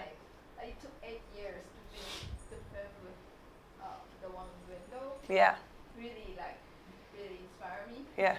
I thought 3 years I've been doing yeah. slow. Yeah. So now I have more courage. Oh my God. Yeah. I have a great quote for that. I don't know if you know Alfredo Jarre. Yeah. A great artist. He told me that there's no project worth doing that he can't commit 8 years to. That is the minimum amount of time. Well, I mean, my film, you know, you can say either I've spent 25 years making it, or 6 years making it, or 3 years making it, depending on where you start counting, right? And it's made of footage that I've shot over 25 years. I think it took me 25 years to make this film, right? And I think that's when you know like something is meaningful to you, is that you keep holding on to it and going back to it, and right, so that footage you showed us, that you brought it out of your archives to show it. You're like, this matters to me. The footage I shot of the blimp, I shot in 2009. I didn't make that film till when? 2015, 6 years after. But I knew that footage was really meaningful footage. I sort of feel like you should make something of that footage with your own language, with the goldfish eating footage, right? You're like, maybe. I think it's environmental directing. Yeah. It's always taking away the branches, taking away the trees, and always killing the fish, always. Yeah. And the children is trying to. And have rubbish on the sea. Right. So she's making some film. Right. Right. But even you don't know. She's got to get deeper in her. Yes. Practical question. Yeah. Do you keep all the footage you shoot, and how many hard drives do you have? No. I mean, all of the I've worked for hire, so all of the footage that I shot was owned by other people, and they kept it. Honestly, now that you can duplicate footage so easily, I'm just keeping copies of stuff that I shoot because it's possible to do that. But I would say you really, please, if you can, like just honor that you've put a lot of work into shooting and the time that it goes to put into making a hard drive, making a copy, labeling, putting it in a safe place. That's all really meaningful. I say that with no backup of my phone right now, right? Like maybe it's in Google Drive. Like it's hard to keep up with the digital management of this, but I mean, Ruby can testify to this, right? Like it's really meaningful to keep your material labeled and safe. And it's like, the Death of a Prisoner movie that we saw. Laura had those drives from 5 years before, and they were labeled. And she went and she searched and she found that footage, right? So you don't know when in the future your footage is going to be meaningful to you. Like you're making the footage of, is your mom still alive? Yeah. So you're making the film of her now. Like you don't know in the future maybe it will take you a very long time to be able to face making this film. But the footage you have now of her, you have to protect it and keep it somewhere safe. And the recordings you're going to do of your daughter. Yeah. Okay. It's 5:27. Yeah, baby, right on time. One last question. Yeah. When you're filming, do you like to only talk about what you're working on with the people around you, or just kind of chat about your lives, like that? Oh, that's a really interesting question. Absolutely like to stay in the focus of the film to the extent possible, and especially when I think of a crew as being almost like a therapist in a certain way. It's like you're bringing your perspective and your collaborative support to the project. So like the director is like overwhelmed and filled with all kinds of ideas. When you go out for dinner at night, they're trying to process what's happened during the day, how it fits into the movie. If you start talking about who you're in love with and blah, it's like stay in the search with the director, stay in the question and the problem. And a lot of times that means like you have to listen to who the director is in love with because they're right. But I think keeping your like sort of creating a partition is really useful to a project so that everyone who's talking is talking about the sort of building the project together. So yeah, I would like. It's not the moment for you to be because there's a lot that needs to be. It's almost like the taking photographs every day or writing every day. It's like then you do dream about the work. Then your mind stays in the territory of the work. But if you're scattered all the time in all of the world, you can't keep working along on it. So it's like, how do you keep the story of the project going? Yeah. Great question. I like that one. Okay, 5:29. Yeah. I'm just like Trump. I applaud at my own speeches.